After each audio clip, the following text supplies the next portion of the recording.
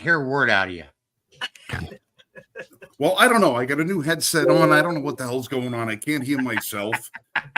Sounds pretty crisp. All right, are we live yet? Yes, we are live. Yeah, Who's going to somebody do made the us intro live. today? I didn't. Thank you for joining the weekly Liberty First Roundtable. To my top and right is Frank Range Report Johnson, who's also, and then we have our alternative lifestyle specialist Jan Rains to my, I don't know, from my right, your left. Down below, Mike Marshall, who is the co-founder of the Liberty First Foundation, and someone who is currently out walking their dog is Michael Vasquez, seeing to the needs of his puppy, and he'll join us later. Thank you for joining us here on the weekly roundtable as we go through all the news that is news with a constitutional originalist lens. Gentlemen, lady, tonight we start our... That was a good intro, Dal. Thank you. It was. You would never tell I was in radio for 2 years.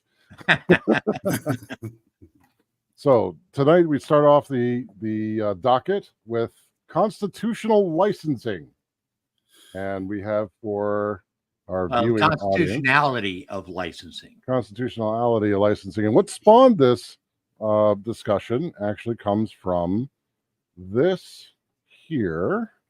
Let me bring up the source. This one. There we go.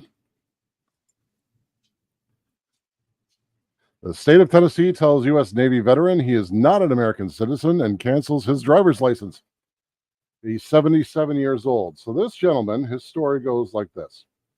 His parents were American citizens that temporarily relocated to Canada while his mother was pregnant. She had him in Canada, but they returned soon after his birth, and he was considered an American citizen. He held driver's licenses in several states, one of which was New Hampshire, I believe.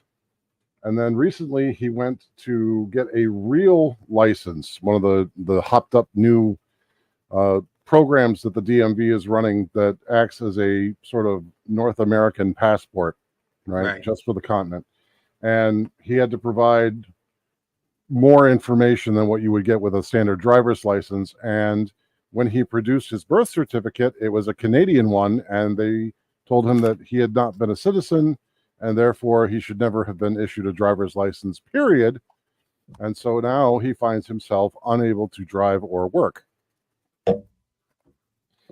Except he is a U.S. citizen because both of his parents are American citizens. Correct. And that makes him an American citizen by default.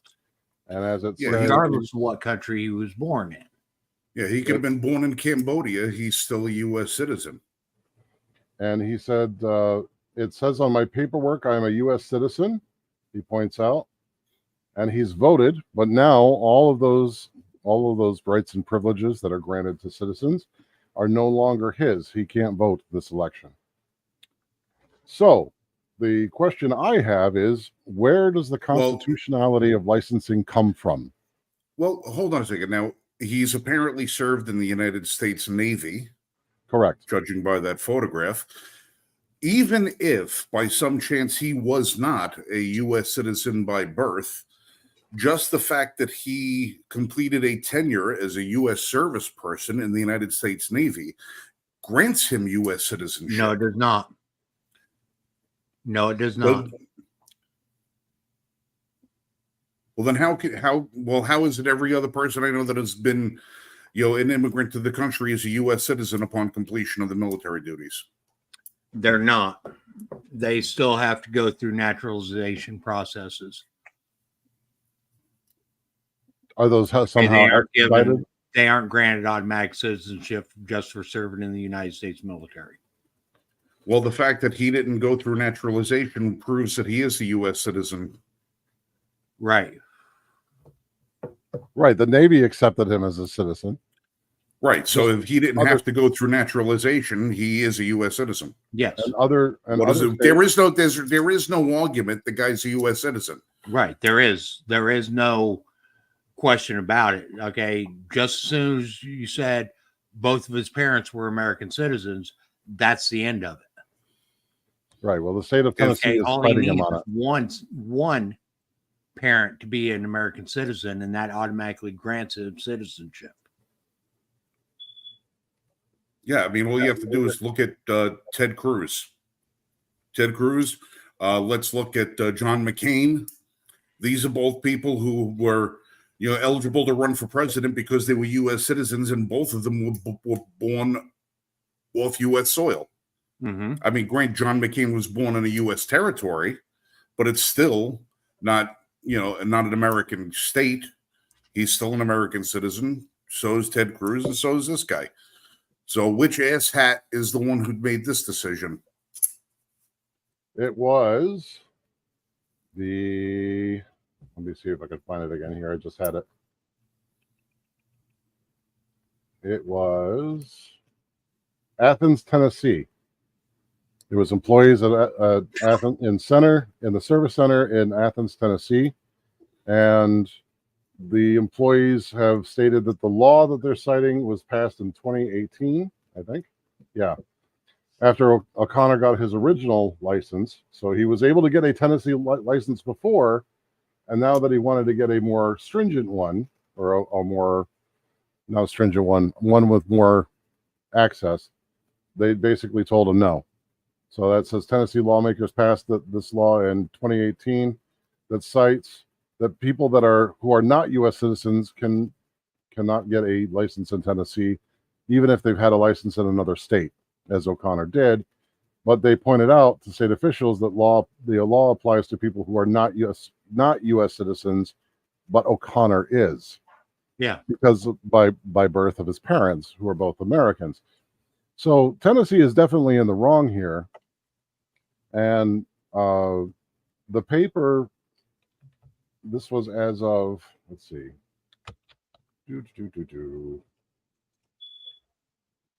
This was as of July 3rd. So it's just before Independence Day. And this guy is supposed to try and get a license so he can go see family in Vermont. And now he can't drive there. And as of July 3rd, no one at the Department of Homeland Security and Safety has been able to answer any questions, even though they promised to investigate. So basically, the U.S. government has left this guy out to dry.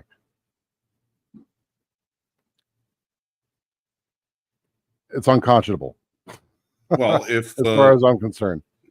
But if this prevents this gentleman from being able to cast a vote, he has one hell of a civil suit against the state of Tennessee because of denying his civil right to vote. Correct. But my question then comes: if you're looking at licensing from this perspective, and they're able to this would be an arbitrary restriction of licensing without due process. Like, he wasn't really even able to plead his case. He went to the employees, he produced the documentation, and that's as far as it went. He wasn't even able to take them to court. They just left him. So my question is that if they can arbitrarily do this, then where does the power of licensing lay as far as the Constitution is concerned? Marshall? With driver's licenses, that actually resides with the state. Okay. The United States Constitution federal government has no authority over licensing at all via the United States Constitution. However, states, depending upon how their Constitution is written, can hold authority over licensing and what is required, or what occupations or whatever, where licenses are required, I should say. Right. Well, this might differ a little bit in this gentleman's case, because this is for the real ID, which is designed to comply with federal laws pertaining to traveling throughout the continent, whether it be North America, South America, Central America. It's supposed to be able to travel through Canada and into Mexico with that. So the real ID has got to comply with State Department regulations. So this is where it might be a little bit of a gray area, because it's supposed to be basically in lieu of your passport, which is through the State Department. So if the federal government has posed guidelines that the states have to comply with regarding that license, then this is a, sort of, dual jurisdictional type of thing where, if they're denying him the ability to get that license, they're denying him the ability to travel. Because it's not only a matter of him being able to drive the car, it's a matter of him being able to travel into Canada. So and if he doesn't have a driver's license, he's not going to get a passport. If they're saying he's not a U.S. citizen, he can't qualify for an American passport. He would have to get a Canadian passport. Here is from the U.S. Embassy and Consulate of the Netherlands. Okay. So this is a United States website, obviously, from the U.S. Embassy. A person can become an American citizen in one of two ways: by birth or by naturalization. A person may be born a U.S. citizen by either jus soli, through place of birth, or jus sanguinis, i.e., through descendant from her parents, i.e., if one of your parents is a U.S. citizen, then you are automatically a U.S. citizen. Which in his case is obvious that was the case. Now, isn't there also a question about if the parent has to be of adult age to qualify? Isn't it supposed to be like your parent is supposed to be at 18, has to be at least 18 years of age and an American citizen in order for you to qualify to be a child, an American citizen? No. I thought there was some what do you call it, maturity thing that had to be involved with that. No.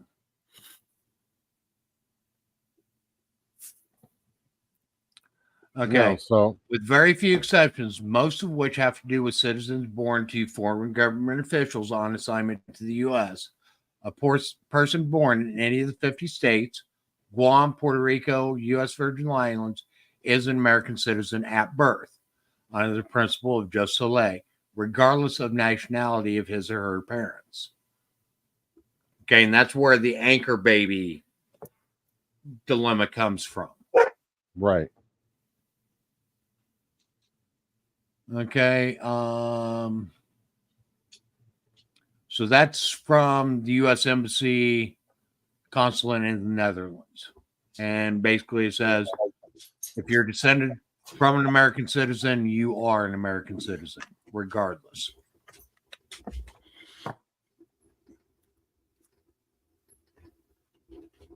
Okay, so that's all that needs to be really said on that. Now, that was Tennessee, right? Yes, that was Tennessee.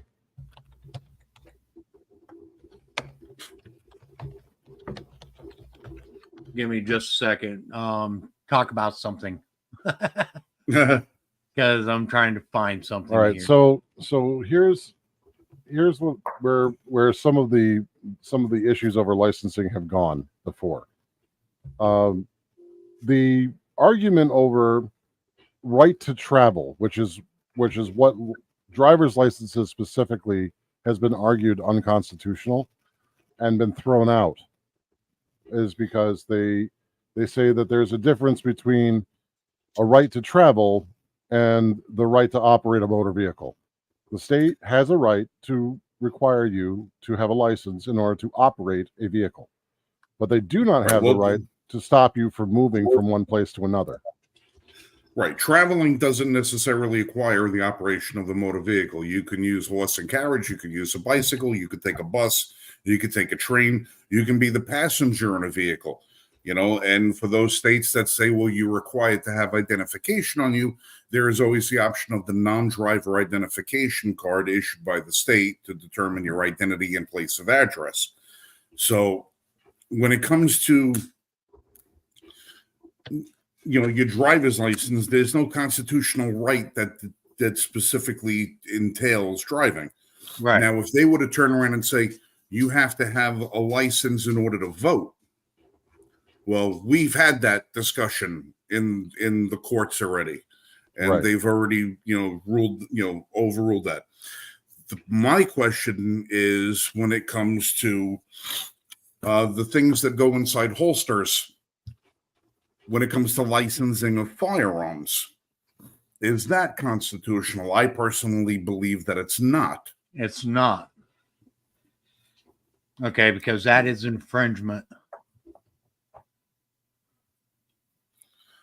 So that's where my argument is when it comes down to firearms. It's not legal for them to. What is a license basically except them taking away a right that you have for free and then charging you money to give it back? They'll say, "Oh, well, we get fishing licenses." There's not a right to fish. All right, there's no right to fish. You could argue There's you a have the right to. You could argue that you have the right of a citizen to hunt, or the right to to take from public land to sustenance and to sustain your life and stuff like that. But it's not detailed that in the Constitution you have a right to cast a rod and reel. That's not in there. You have a right to bear arms. Yeah, that's it. That's pretty much doesn't get any more specific than that. But licensing in general, I think there's way too much licensing in this country, by far. But then the question becomes, how do you argue what should be licensed and what isn't? And that's something that I think, to avoid problems like what this veteran, the veteran is a very, very specific case that has a very narrow judgment that could be rendered. And it's very simply, if it was put before a court, they'd look at it and be like, jus sanguinis. He's a citizen by blood. Mm-hmm. That's all that there is to it. The case is dismissed. He gets his driver's license back. And it becomes case law. But in order to fight that high, you're looking at going against a bureaucratic apparatus that is notorious now for overreach and for circling the wagon. Well, he shouldn't even have any bureaucratic apparatus to go through. He should be able to just file one suit, have one judge look at it, and grant him his rights, and that's it. And then the state should not even think about trying to go against the judgment of that judge. It would be ridiculous for the state to fight that. Right. And actually, I think it is a clerical error on the part of that particular DMV agent. I think if he would have gotten some other DMV agent, it probably would have been a different story. Okay, especially when he said, well, my parents are American. Right there should have been the end of it. Right. Unless this is another indication that people just don't understand how it works. Right? I mean, we keep talking about the lack of knowledge when it comes to what is it that makes us American? What is it that how the Constitution works? What are the powers that are granted to the government? If these employees think that just by having the wrong birth certificate, but having American parents is not enough to qualify you for citizenship, they have to see a document in front of them that says you are a citizen of the U.S., then it's almost an educational lapse, wouldn't it be? I would think so. It is. Okay. It very much is. Okay. A lot of people do not understand what the requirements are to be classified as a U.S. citizen. Right. And there are a lot of people that are trying to push that if you are on American soil for however long, that makes you a citizen. No, it does not. Right. Okay. And regardless of whether you've been here your entire life, okay, if you're born a foreign national and you've been here your entire life because your parents came up here illegally, you're not a U.S. citizen. I'm sorry, but you're not. Right. Okay. Now, if we want to make laws or whatever, to make it easier for those type of people to gain citizenship, then that's something else. That's a whole different discussion. Okay. And that's something that needs to be debated and so forth.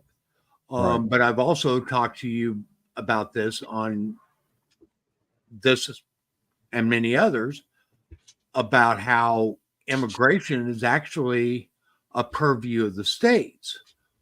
But we've also talked about how border security, national border security rests upon the federal government. Right. Okay. As far as states go, if states want to allow everybody in, that's on the state. But if they do so, they're required to keep those people in check and not send them to other locations or allow them in other locations. If a state chooses not to accept immigrants that come via any other route than what is required by the U.S. government for visas and whatnot, then that is their purview. Right. Okay. Along those lines, because if you read the Constitution only grants authority to the federal government on the requirements for citizenship. It does not grant authority or naturalization, I should say. It does not grant authority over immigration. Right. You know, and in closing, I would say that this gentleman in particular should definitely have a case and fight this in court to get Tennessee to recognize his rights as a citizen. But as the journalist that was doing this article, one of the questions I would have asked if I was able to interview the employee that was denying him his driver's license, I would ask them, so how do you feel about illegal immigrants getting a driver's license? Right. Because there are states within this country that it doesn't matter if you're a citizen or not. They're willing to give out driver IDs, and they are tied to electoral documents. And a lot of times you're just going to see them click yes all the way through. And now you have your voter rolls inundated with illegal People aliens that are ineligible to vote in federal elections. Right. But they'll get a universal mail-in ballot come election time. My question is, did we get the name of the individual who denied it, the civil service worker? No, they just mentioned them as an employee. So we don't have a specific person that we can go knock on the door and say, hey, what gives? No, I guess it's just the only way you'd be able to apply any pressure is through some kind of representative in Tennessee or lodge a complaint with the actual Department of Vehicles down there. Now, I want to make a few caveats here. Okay. There are some professions that I do believe need to be licensed by the states, not by the federal government, but by the states. Primarily because they deal with life safety issues. Okay, this would be electricians and groups like that, doctors, etc. I would make a note that he has a long career as a commercial truck driver, though. So he's held a commercial license for most of his life. Okay. But I don't agree with necessarily requiring somebody that does nails for a living to have to be licensed. But you see, when you're dealing with somebody's nails, you're also dealing with the possibility of blood exposure. And if you're dealing with the possibility of blood exposure and you have to have instruments at your disposal that have to be cleaned, They have to go into an autoclave. They have to be decontaminated. You're dealing with people's health. And there's a lot of people, I know a lot of women that can attest to the fact that they went in for a manicure and wound up coming out with severe fungal infections that wound up having to required to take antibiotics or something like that. I've known women that have lost fingernails and fingertips because of that. So we can stretch. We can stretch the licensing to cover just about anything. You know, I mean, do you necessarily have to have your landscaper be licensed? Well, how do we know that the landscaper isn't choosing a variety? I see that because your landscaper could introduce an invasive species. Well, you're not only invasive species. He or she could also contribute to soil erosion. Could introduce poisonous plants, could introduce something that comes in that is the favorite fruit of an invasive insect. Or, you know, I mean, we could push the licensing thing to the limit. The thing about licensing is that I've always had the problem with who is administering the licenses. Because you've got people that administer the licenses who've never worked in the field for which they're overseeing. You know, they have some sort of criteria. They'll have a criteria that they come up with that says you have to pass this criteria in order to get a license to do this. And I'm going to give you an example of where I think licensing is stupid. The law. If I decided at 52 years old, I wanted to study every law book that I possibly can. I wanted to memorize the Constitution. I wanted to memorize every single statute, every single case that's come across the Supreme Court. And I want to go in and I want to take the bar exam, and I pass the bar exam. Who is the state to tell me I can't practice law? If I know the law better than somebody who you've licensed, and I can prove that I know it better, who are you to tell me I can't practice law? That if I actually went and did that and then gave somebody legal advice without the law stipulating that I've had that license, I can be tried as a criminal, because you're not allowed to give legal advice in this country unless you're a licensed attorney who's passed the bar.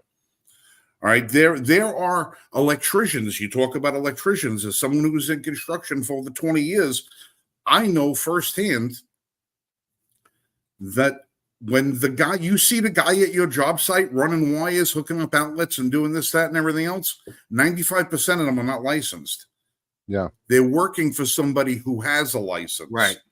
Correct. They're working under the license of their employer, not their individual. So you'll have guys and girls out there running wire, and believe me, I have them in my family. I have master electricians that don't have licenses, that know more than the guy who got the license 25 years ago, that he doesn't even know what the code is anymore. But he has a license because he keeps his license renewed. It doesn't mean he's qualified. Well, technology's changed, things advance. One problem I have with licensing is most states do not require continuing ed to maintain your license. Right. I hold a alarm system installer's license, which means that I can install fire alarms, I can install burglar alarms, camera surveillance systems, and so forth. Okay, I had to pass a test once. Oh. Okay, there are no continuing educational requirements, even though this industry changes day by day.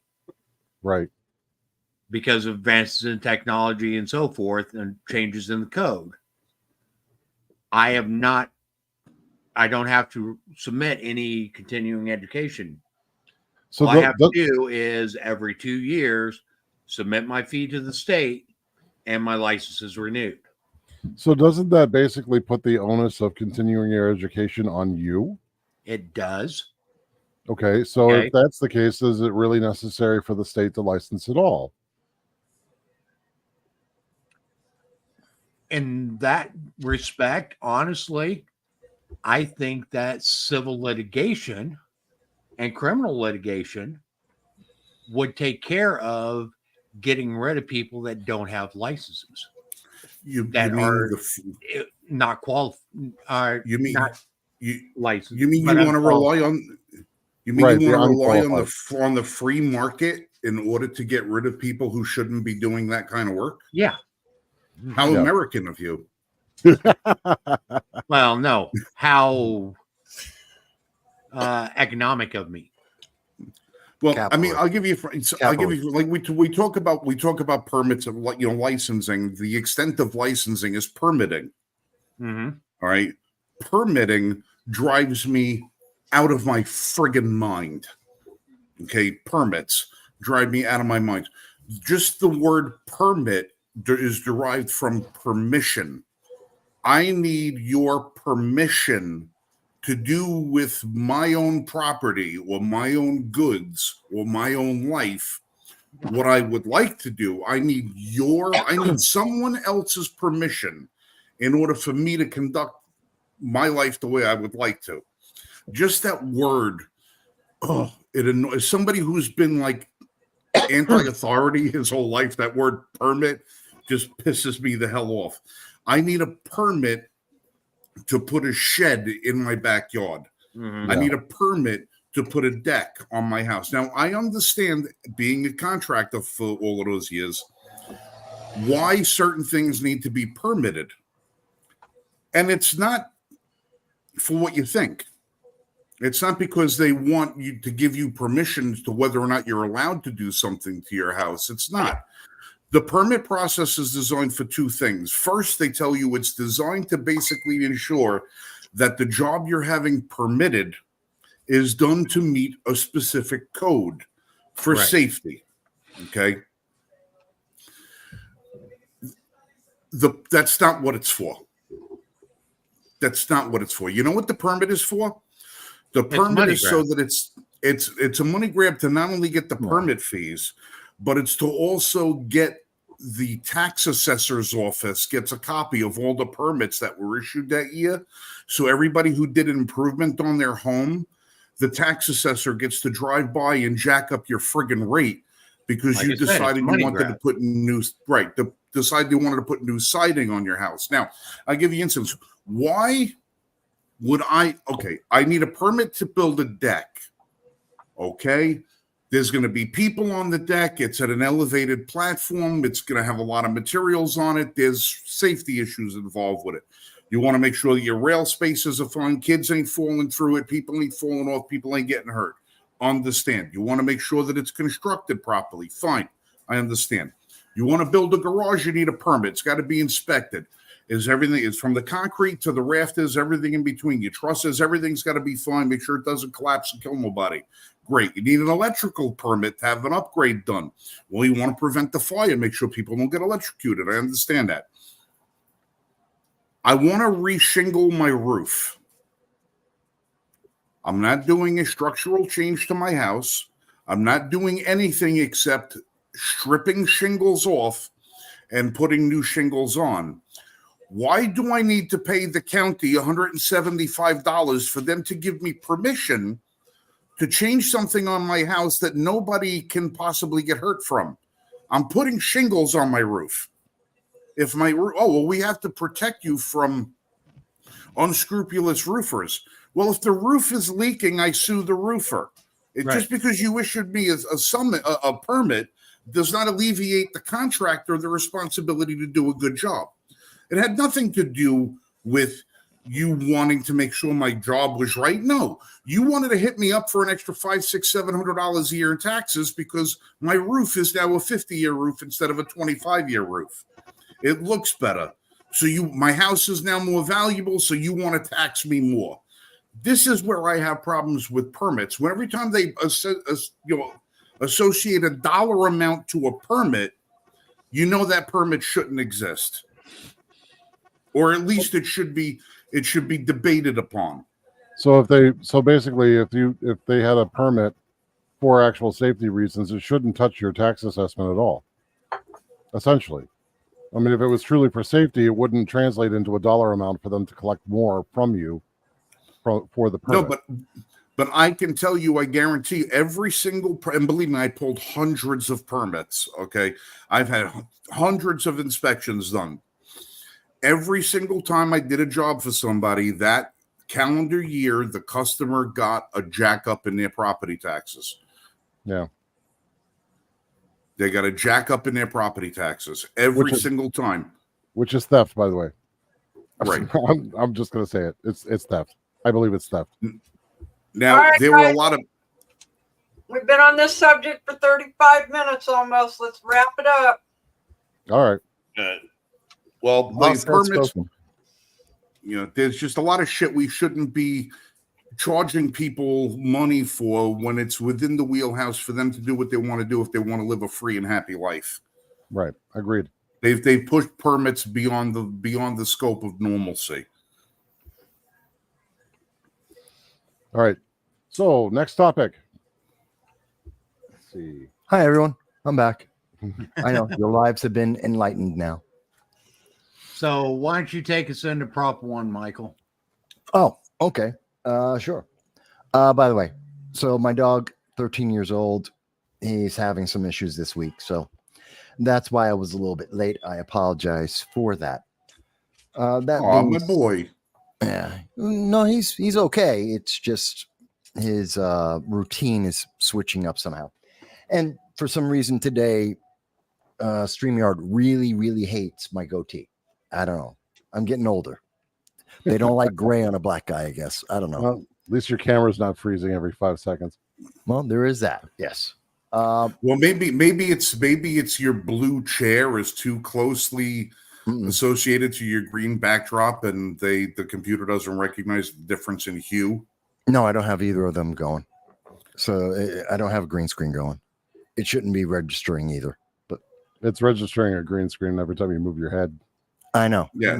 But it's not set for that. So I don't know. It's something. StreamYard's funny. Earlier today. Well, you notice my backdrop is different than what it usually is because I'm broadcasting this evening from the kitchen. Oh, We were out for a few hours today, and we neglected to turn the air conditioning on the second floor by the time we got home. And and Lori went up to her office, and I was going to go up to my office. I made it halfway up the stairs. I turned around, I came down. I said, "Nope, it's too hot up. It's too hot up there. I'm not doing it." That's why I broke out the wireless headphones. I says I'm going to sit by the kitchen door so I can actually go out and have a cigarette if I want to. Yeah, and here I thought you were just renovating with new drapes to hide the guns from YouTube. No, well, I can't. Listen, you can show the guns on YouTube. I just can't pick the guns up on YouTube. Yeah. Which is such a stupid distinction. It is. Yeah. And I don't know why you guys freak out. Air conditioning, don't know why you use it. But anyway. Dude, it's 111 degrees down here today. So I'm a fat guy. I don't do well when it's 111. I feel your pain. But let me talk about this. Here we go. Prop 1. Prop 1. Now, this is a bill that's happening in New York, and I expect it to be very similar to bills that we're going to see in the rest of the country as we go forward. This is being snuck in under the radar. Nobody's hearing about this. No one is talking about this. It is a big deal. It's a big deal because they know no one is talking about this. I expect that probably the last week of October, everyone in New York is going to get a flyer from the Democratic Party saying, you don't want to be an ist or a phobe. You don't want to be a racist, a sexist. You're not a homophobe. So you're going to vote yes. All good people would vote yes on this. And you're going to allow this to happen because only evil people would actually say no. And you're saying to me, well, Mike, what could that be? Why would they say something dumb like that? Well, here it is. Proposition 1 is an expansion of the discrimination laws, the anti-discrimination laws. New York State always had, age and disability and ethnicity, but now they're going to include sex and sexual orientation and gender identity and pregnancy. There's the key one. Pregnancy. It goes, and it also is including reproductive health care and autonomy, bodily autonomy. Wait a minute. Those are odd categories, don't you think? But it gets more specific. If you actually look what the actual wording is, they're talking about pregnancy outcomes, and reproductive health care and autonomy. They mean abortion. This is an abortion bill. This is New York State putting an abortion bill to silence the First Amendment. So they're doing two things at once. They're attacking free speech, and they are enforcing or promoting abortions. And they're doing that with the state dollar, making it a state requirement, and you can't say anything about it. You can't do anything about it because you're evil and bad if you do. I think this is really nasty. And this is why they are not telling people about this. Because if you actually stop to think about it, it's pretty bad. I mean, it sounds great. Protect people who are endangered. Fantastic. Everyone can agree with that. Oh, people are being picked on. Okay, you want to talk about gender identity, which means trans. Fantastic. I can understand that. I think it's overblown, but I get it. Gender expression. You're saying trans again. It's the same bloody thing. You know, you want to talk about the infinite number of genders. Again, I don't agree with it, but fantastic. You want to include that because no one should get beat up because they today think that they are a toaster and want to get married to the refrigerator. Fantastic. I get it. Do that. But you shouldn't take away my free speech to say, I think that's kind of silly. That's my right. I don't believe in people being transracial. Just because you wake up tomorrow or you're Joe Biden and you wake up and you decide to talk to the NAACP, you can't suddenly become a black woman. It's just not there. I don't see it. I don't accept it. That's me. That's my right. You have a right to choose whatever you want. I have a right to accept it or not. But what they're doing in New York State, and you will see this in other left-leaning states. You will see this in California, Illinois. You will see it in Oregon and in Delaware. You'll see it in all these left-leaning states. They're going to slip this in. You can't talk about abortion.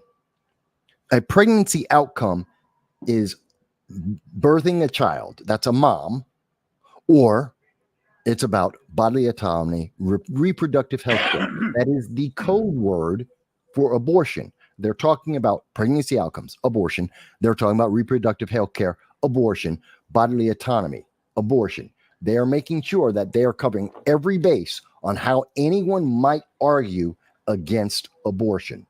And they're slipping this in so that on January 1st, they're going to say, everyone voted on it. Everyone said they want this anti-abortion language as part of the state so that you can't ever argue against abortion in New York State unless you're an evil Nazi.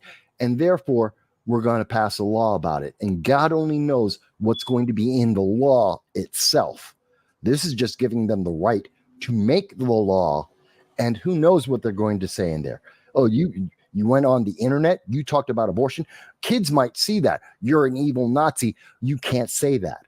Oh, you don't agree with it because you're against bodily autonomy. Well, then you're an evil Nazi. You can't say that.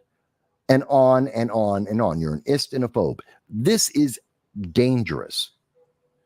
You know, if they don't. And by the way, has anyone heard anyone say, oh, you can't talk about abortion, being pro-abortion? Has anyone said, all the people who speak about abortion, yeah, we have to silence them? Is anyone on the right saying that? No. So where's the problem? I don't see it. There, the last part of that. Okay. Which part? First off, the last part of the excluded classes. Okay. Yeah, for pregnancy outcomes, reproductive care, and economy. That shouldn't even be in this. Well, no. Okay, because first off, the only people that may say anything about pregnancy is in areas where somebody that is pregnant may be injured due to their pregnancy. That's the only time anybody says anything about pregnancy.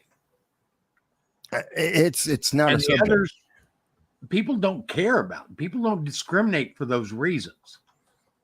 No, they really don't. Maybe some people on the left, people who believe in not having kids, people who believe in the progressive ideology, maybe they believe in it because, you know, the same people who say women have a bonus hole, same people who will call you a birthing parent, they seem not to like pregnant women. They have something against moms.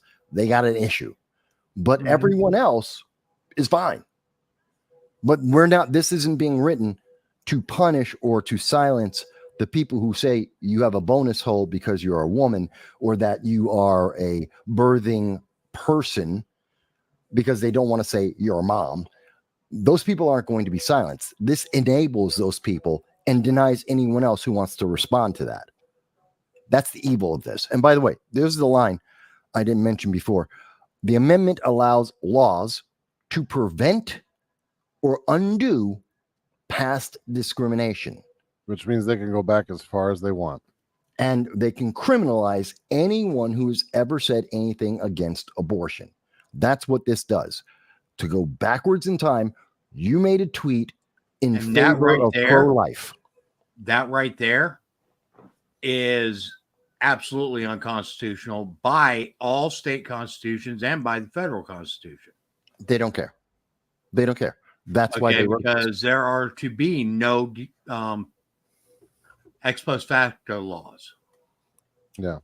I understand, but can you see why I'm upset? And can you see how devious this is? That this is the consequence of it. They can go backwards in time and proactive and post actively punish you for something you said years ago because you're pro-life or even pro-choice, and you said something that wasn't in favor of abortion, and because of that, you're now a bad guy. You have to be punished by law for a law you didn't even know it never existed in the past, but now you're going to be punished for it, even though no one was hurt, even though no one was harmed, because someone might have a feeling in the future if they run into something you said in the past. But It's that would be your fault. discriminating. That would be discriminating against my autonomy. And that's what this is for. No, Yeah. think about it. If they I want to understand. use it, if they want to use it for that purpose of discriminating, and they're making a discrimination law that includes autonomy, not bodily autonomy. It says and autonomy. I know. Your autonomy is, it encompasses your property, it encompasses your body, it encompasses your behavior, it encompasses all the aspects of an individual. So this law basically defeats itself, Well, because it would defeat itself because it's about autonomy. yeah. So no law applies because No, otherwise no. you're discriminating against my autonomy. No, I understand that. I think in the context of how it's written, they mean bodily autonomy. Someone Well, of screwed course. up. But again, this is the danger. Because the law, they're going to make a law about this in the future, but it's already in the state constitution written this way. You're right. They could, based on the way it's written, because people are going, oh, well, you know, it's about trans, so I want to protect trans. It is possible that they can then go backwards and say, well, we said autonomy. We didn't say bodily autonomy. You're now a bad person because you're an independent person, because you did something the state didn't like. This is authoritarian and evil because it is so vague. And if you notice, it's written to be vague. It is written to be confusing. That's why it has a automated readability index that is almost double the required legal level. It's supposed to be in plain English. That's why it's supposed to have a statutory level of 8, which means the average person can read it and understand what the hell it means. This has a 15. Yeah. They wrote this to be confusing so that they can get away with anything they want. This is evil. It's just like Prop 2 from New York back in 2020, when they decided to give the state the ability to quantify what constitutes clean air and clean water. We always had a right to it. but now they codified it in the New York Constitution. So now the government gets to quantify it. Oh, the state says you don't have good enough water on your property. You have to be on town water. Oh, you don't have good enough air quality around your house or your property because you use a wood stove. Yeah. Or things of that nature. Yeah, you can see, Jan. Am I reading this wrong? You're a woman. Tell me. You're a woman. You're a woman. You're a mom. Am I reading this, or is this? Do you not see the danger that I see in it? I totally see it, and I think that this is something that they started doing years ago. They write these amendments and they word it in such a way that if you don't go do some studying on it, you're basically going to vote wrong. I remember I've been out of California for over almost 20 years. And I remember back then voting for things in California that the way that they word it and the way that they tell you to vote on it is, well, if you want this to pass, make sure you vote yes, because this is what it'll do. Well, no, I'm going to vote no on it because I don't want you to have that power over me. Mm-hmm. Well, and they tell you you're a bad guy if you don't vote for this. Exactly. In fact, we have. You made me think, and I'm going to put it on. I'll tell you guys probably this weekend. We have an amendment kind of like that going on here this year. See, really? Told you. Yes, not for the autonomy and not for this. It has to do with assisted suicide. Oh, and basically, they came out and they said, "You don't want this. You want to protect people. You don't want people to be able to make their own choice." Oh, you mean banning assisted suicide? But that's not the way they're writing it. Yeah, they write it in the most vague way that allows them to take the most power to abuse people, and I believe this is abusive. Exactly, and I've been trying to educate people on this. It's like they're telling you one thing and it's worded this way. You need to go. Don't just take their word for what they're saying. Yeah. Mike, you were doing, when I told you about this and we were talking about it before the show, and I know you wanted to look it up. Right. Tell people about that experience. This, when I say that they have hidden this from the public and that this is going by secretly, I'll do better.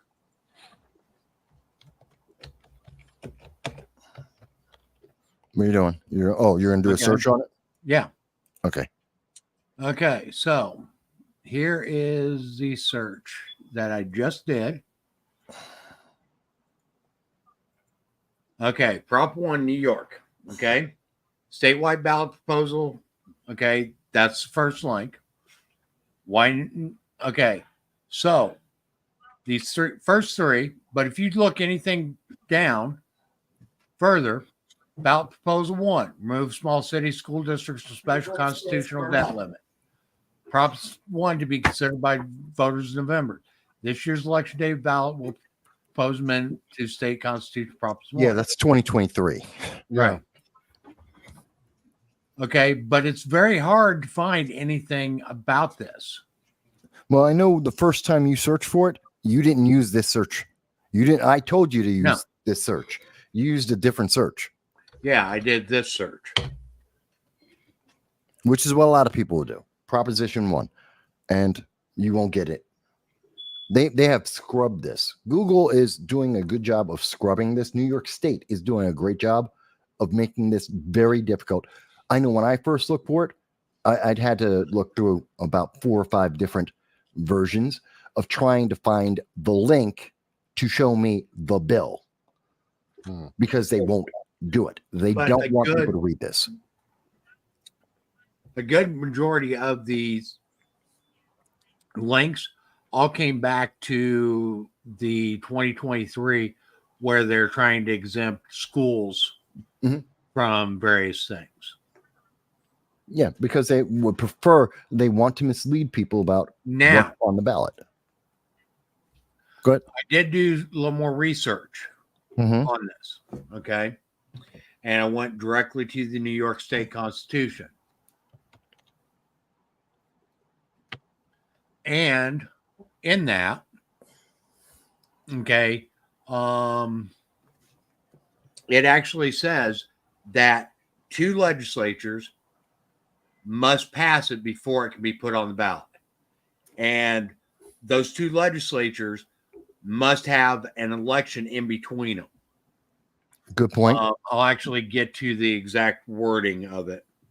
Now, as you get to the wording, for people to know, this was in 2023. They first put this on the ballot, in the state legislature in 2023. This year is the year that they vote on it. January 1st, 2025, the first day of legislation, this will be a bill along with about 300 other bills that they're going to push through within the first week. There's some caveats to this, Michael. Okay. And I'll show you what those caveats are. Okay. And this is from the New York State Constitution. Okay. So, when it's first recommended that there is an amendment to the state constitution, the first thing that has to be done is the Senate or Assembly has to send it to the Attorney General, who's supposed to weigh in on whether or not it contradicts any other portions of the state constitution. This bill in particular would be a violation of religious freedom, which is a part of the state constitution. I guarantee you that Letitia James would not read it that way. Right. But hear me out. Okay. Yep.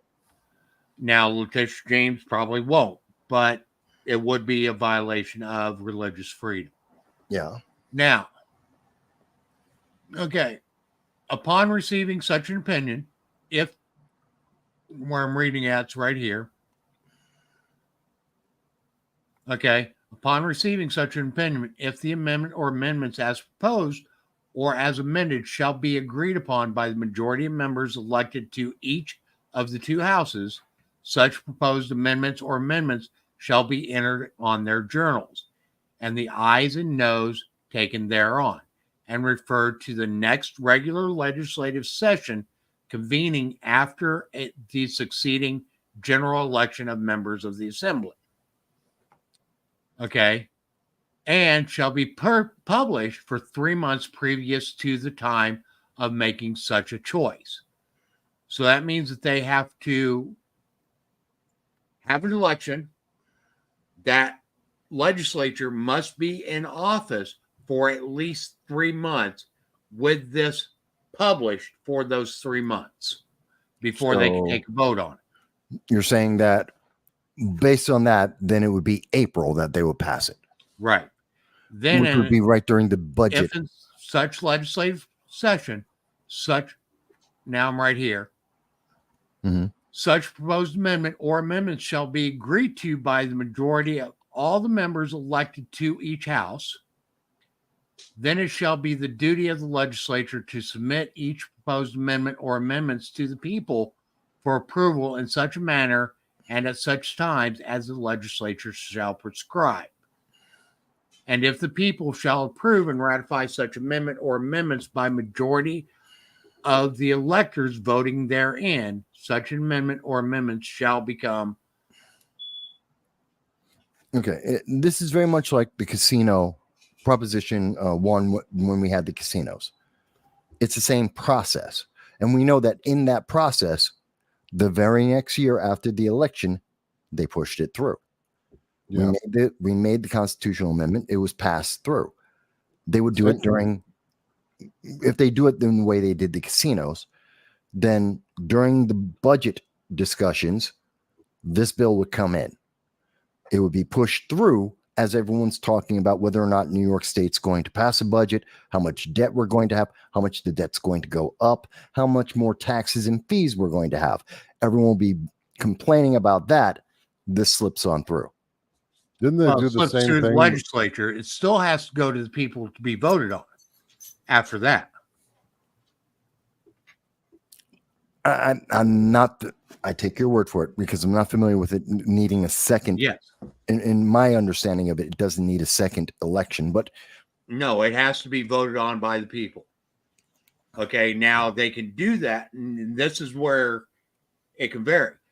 The legislature can do that via a special election just for that prop. Which had done before.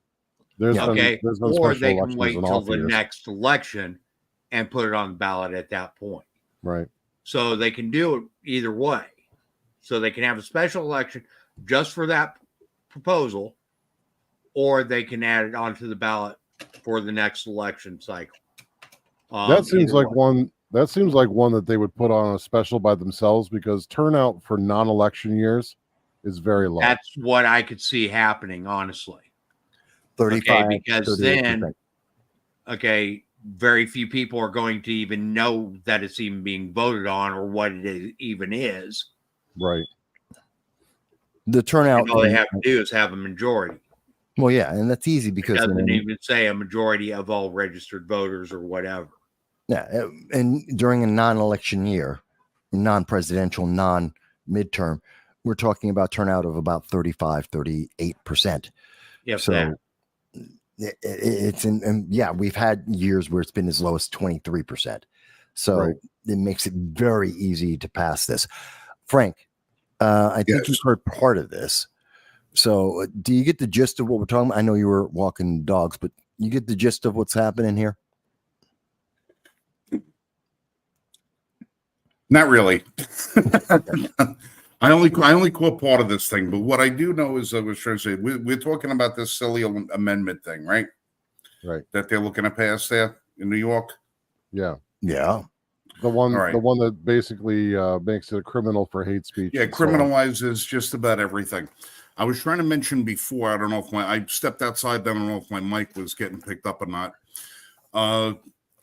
If you want to see the base model for this thing that they're trying to do, this is what they passed in Canada about a year ago. Yeah. And if you look at what they're doing in Canada, they're criminalizing everything from blog posts, Twitter, Facebook, everything that, if you've basically spoken out in any shape, way, or form and capacity, not necessarily on a specific issue, but any issue that you hold contrary belief to the state narrative, you're being criminally prosecuted for. Correct. This was all stemmed out in the basis of COVID. Yeah. Saying that about people, disseminating misinformation and stuff like that. And they expanded upon it to basically cover. So if you're not towing the Trudeau line, they'll figure out a way how to prosecute you for it. Yeah. And this is, listen, it's nothing more than an assault on free speech. Yes. And the constitutionality of it, again, does not matter to them.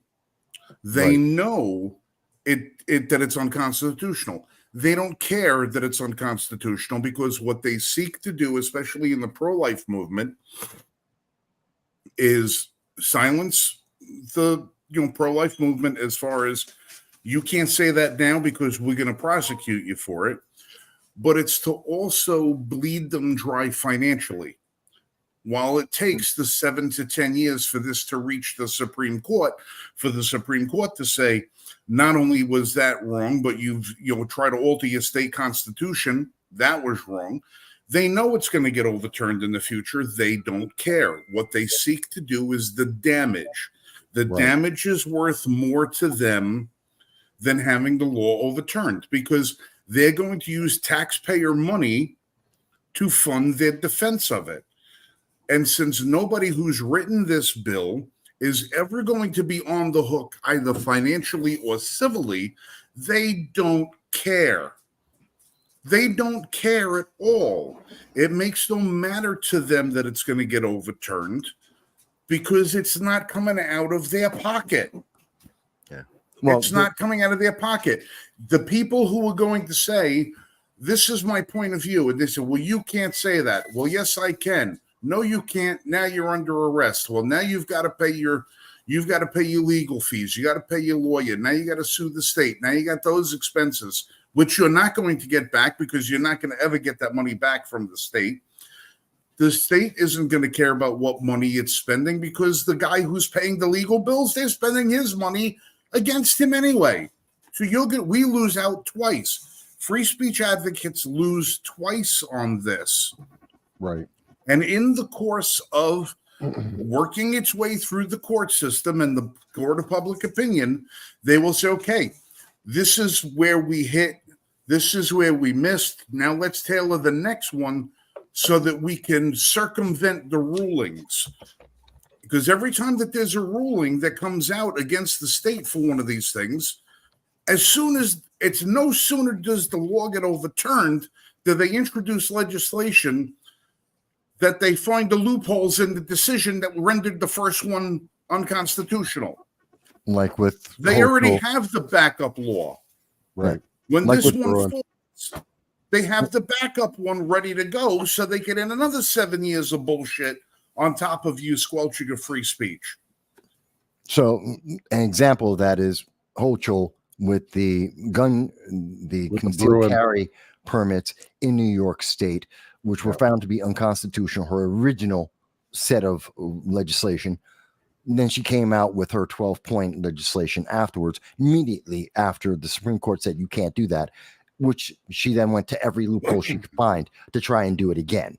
Mhm. Same Right, you idea. see And the money that's paying for all this, because it's the state, because it's legislation from the state will be the one defending it. Letitia James will throw all the money from everyone's taxes at this to protect their ability to silence people's free speech. They not Right. only will do And they'll funnel throw money, from everyone's from taxes criminal into it. justice and put it into this. Not only will they take everyone's money from everyone's taxes to throw at this, they will go into debt against it as well. Which will put all taxpayers on the hook. Yeah. Again. Right. They do not care. And this is part of the problem that we have with the justice system is that every time that we do file a suit and we have to defend against one of these things, we have to fight against one of them. It always comes down to what they call the scope. Okay. They'll talk about the scope and they'll say your suit against this particular law, you can only attack the law as it's written. You can only attack it based on the bullet points that are within that law. You cannot extrapolate from that existing law and say, we're also going to sue on the circumstances of, well, what if this happens in the future and what if that happens in the future? Yeah. You can only sue based on that specific point in the law.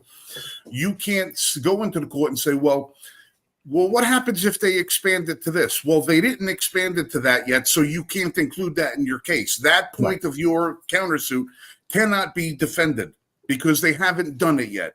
Right. So they'll write something like this with 50 things in mind, but they'll only put 10 of them into the law. So you can only sue on the 10 things they put in there, knowing they got 40 to back them up.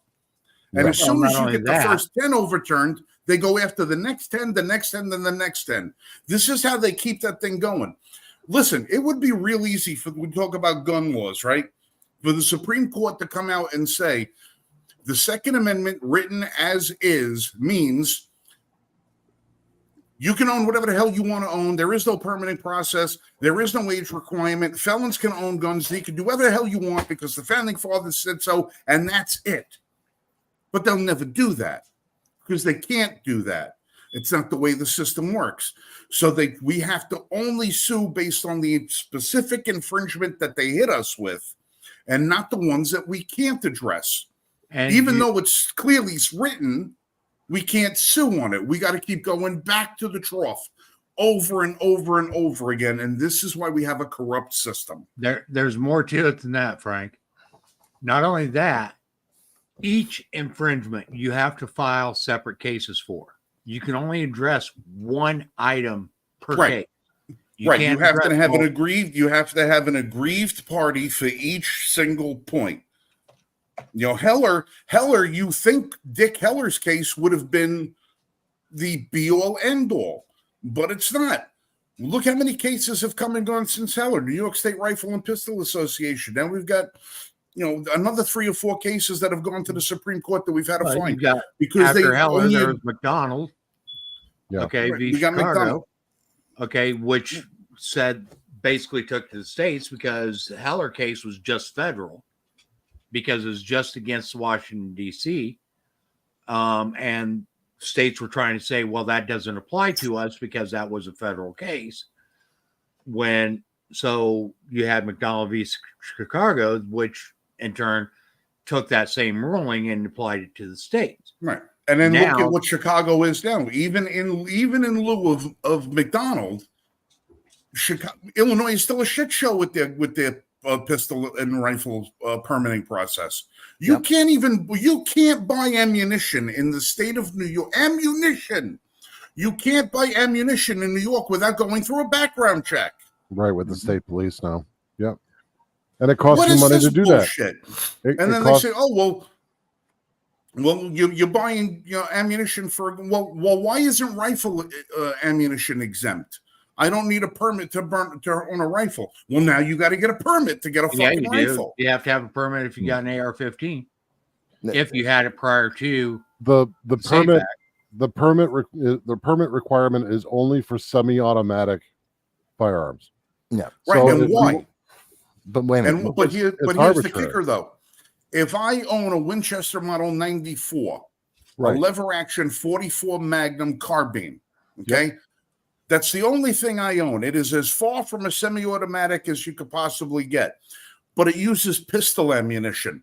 I can't buy pistol ammunition for that Without a gun permit. without going through a background check. Why do someone who doesn't need, there's no set of circumstances that you said that I needed to have any sort of permitting or requirements met in order for me to own a 140-year-old rifle design that shoots a 44 Magnum cartridge. Why do I need to go through a background check? Because the state knows how to screw you by looking at the judgments made by the court. And the court is never going to come out with a blanket statement. That's why we still have 50 states and 50 different scenarios for permitting. That's why we don't have reciprocity. I understand, but you're right. And you're making good examples of how far this can go. But I want to bring it back because we're talking about Proposition 1 on 2024, what's going to be on the ballot. Right. And I want people to understand, as the examples you've just brought up, Frank, this is how big the magnitude is. This is how wide they can stretch the net and how many different ways that they can attack people's free speech, to silence people both online and in person, and punish people online and in person, and persecute people for not having the approved idea, the approved ideology that the state is putting into you. That is micromanaging. It is authoritarian. It's evil. Right. And all of this stuff when it comes to right to life and abortion and all the rest of this stuff, and they're going to talk about how it's all healthcare, right? That's what they're going to link it all to healthcare. Well, is it any coincidence that the Surgeon General declared firearm violence a national health care issue? Yeah, that was stupid. But yes. So what's going to happen now when you talk about firearms in New York State? They're going to figure out a way how to criminalize that. Because now you're talking about a healthcare issue. Yeah, since the leading cause of children in the United States is gun violence, even though that they come down from 19, they figure, all the 17 and 19-year-old gangbangers that shoot each other, they include that in the child figures. That's going to be included in that. Well, you're talking about, it's child care about the youth. It's about and they'll work that into it. Yeah, listen, it's this. Listen, I've said it 100 times. Anytime somebody says there ought to be a law, my first reaction is there ought not. No. That's my first reaction. I don't give a damn what the law is. There ought not should be the first response to everybody in this country anytime somebody wants to propose legislation of any kind. For every one law that they pass, they should rescind 10 more because there's laws that still don't do anything. You can't tie your pet alligator to a flagpole in Texas. No, That's a law. But I understand how silly it is, but they really can't show cause on this. This isn't happening. It's not a concern. It's not a fear. This is just a backdoor way to be pro-abortion, to be able to justify killing babies, whether you like it or not, and to punish anyone who dares step out of line. And that's why they have that line in there that says allows laws to undo past discrimination. You said this at some point in your lifetime, we're going to come after you. This is a way to silence people and make them obey. Now, I want to show you something. This is, again, from New York State Constitution.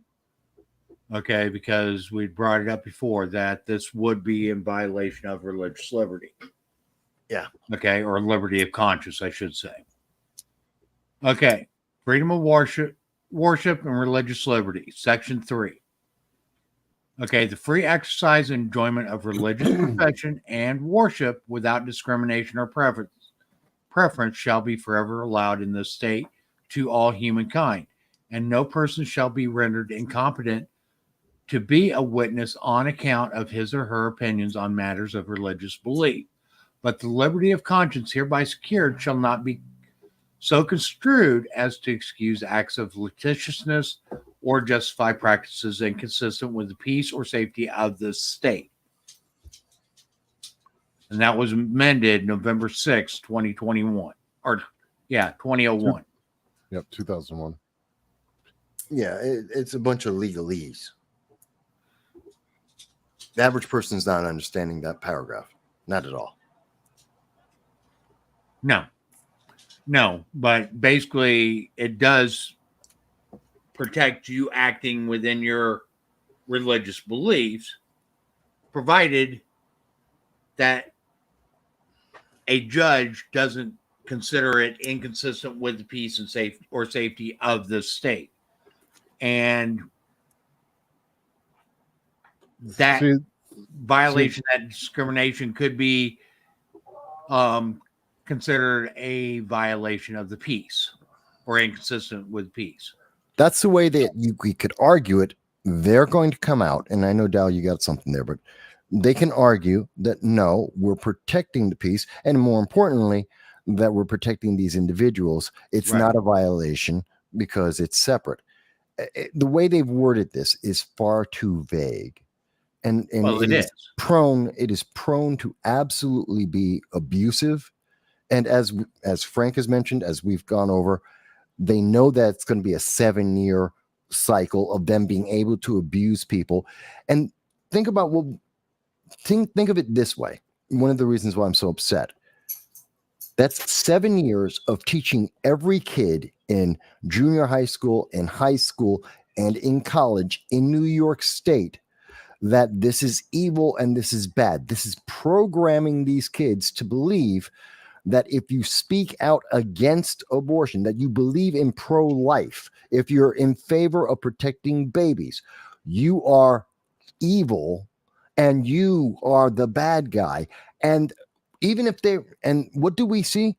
Look at the guy in Pennsylvania, 7 years being told, oh, orange man bad, orange man evil, orange man Satan, democracy will end. And he winds up on a roof. It's the same scenario here. They're building in their own revolutionary cause.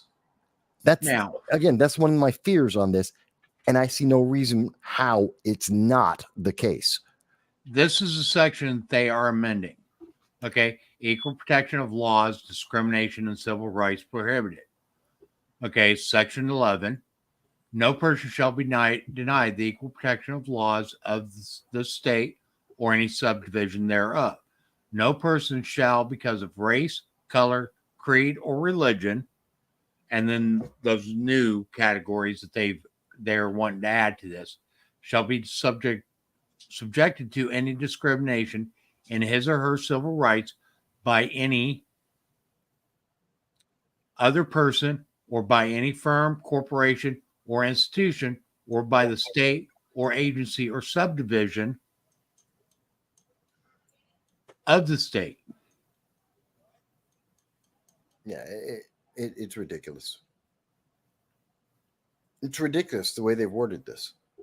There is absolutely no way that someone, we're talking about every category, everything that you could possibly, someone's feeling somewhere along the line is going to get hurt, and they're going to use this law against you on that, especially that's basically it. Yeah, and it's especially about abortion. This is evil. I can't emphasize, and people, don't take my word for it. Look up the bill. I've told you about it. I've done more than the New York Times, NBC, MSNBC, CBS, ABC.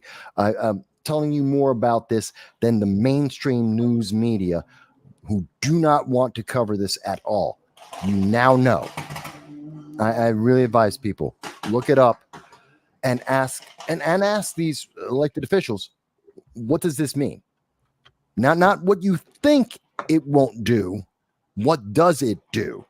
What does it allow? They're going to tell you, oh, it's just to protect people. It'll be fine. That's not what it says. That's not what it says. No. And if you're talking about what they did in Canada, Frank, they also normalized medical assistance in dying, which is essentially state-sanctioned murder. Yeah. So, I mean, Well, what's it's not to only stop state sanctioned; it's state state encouraged. encouraged, right? Yeah. So Pretty when soon to be mandated. when New York started out with and they, when was the proposition where they decided they were going to constitutionally protect access to abortion? Boss, do you remember? I think it was 2018. You know, late term abortion, that would be 18. Yeah. Late term abortion was 18. So in that bill, if you look, it talks about the ability of the individual to forever have access to that under the auspices of healthcare. But what it also does is it protects the state's option to enlarge that to other population groups. So they were talking about things like danger of disability, like genetic malformations. They were talking. It wasn't just if the mother is in danger or if the mother desires it. It was also for purposes of eugenics. So all this would do, this discrimination bill, basically, if you are violating the peace and safety of the state, not the people, but the state, there is no end to what they could inflict upon an individual. Yeah. Up to and including the death penalty for a non-crime, for you exercising your First Amendment right. Theoretically, yes. Yes, theoretically, they can write that in. I know there's people out there on the left that are saying, well, that's not what they're going to do. You can't guarantee that. You can't. No. That's not what it says, and you can't guarantee that they're not going to put in that law a loophole or a clause that says they can't do this stuff. Yeah. That's the problem. Yep. So all right. That you can see why I'm upset about that one. Yeah, that's definitely a something that needs to be more widely known, especially amongst New Yorkers. So all of you New Yorkers out there that are watching the program this evening or are able to, please share, clip this section and share it and get people to see it and know it and understand it, so that when it comes time to vote this November, if that thing appears on our ballot, you know to vote no. It will appear. It has not further reaching implications than just that. Because it doesn't once the state is able to quantify a power, they have no problem abusing it. And New York State has proven time and again throughout even the last decade that they have no qualms about abusing the overreach of their authority. True. That's true. Here's one thing that I just thought of on this. Okay, so this bill, as written, Mhm. says the proposal will add ethnicity, national origin, age, disability, and sex, sexual orientation, gender identity, gender expression, pregnancy outcomes, and reproductive health care and autonomy. Okay, gender identity. So if a school decides that it does not want a transgender woman competing in women's sports, they would be in violation of this.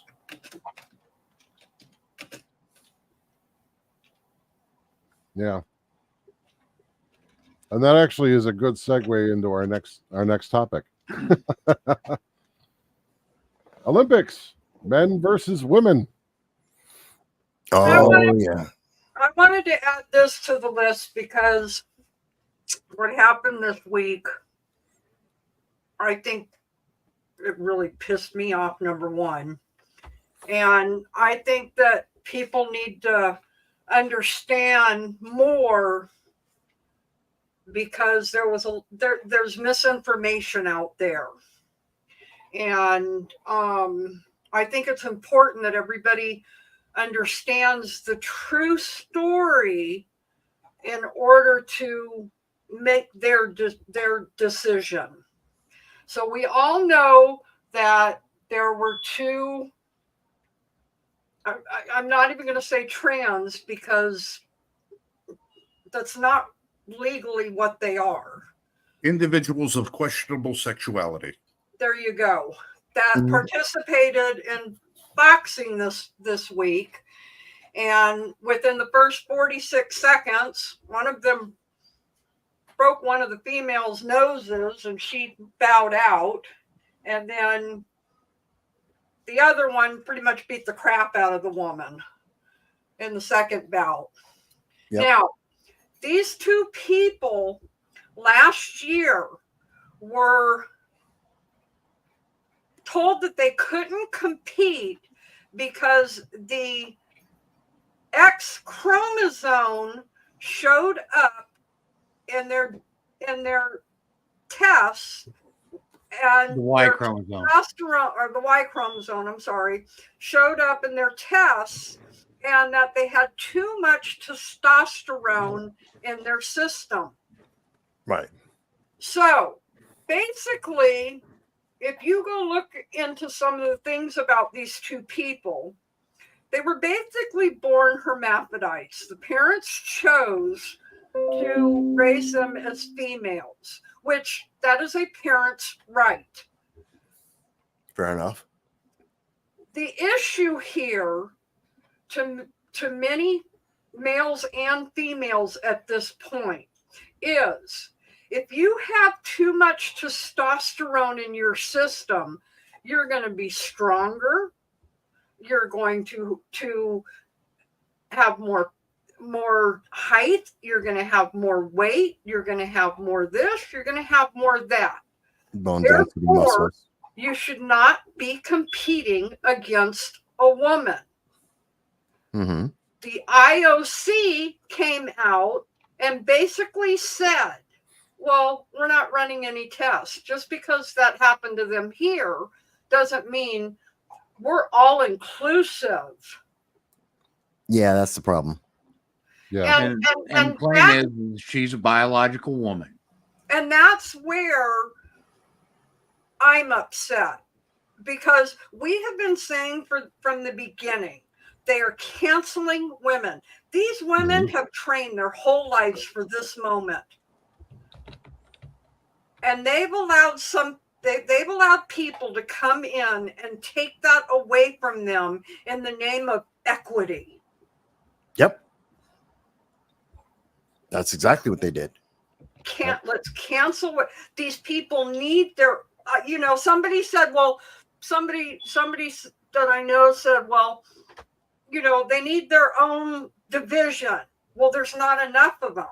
Well, too bad. Not my fault. If there's two of them, let them fight each other. Boom, you got a winner.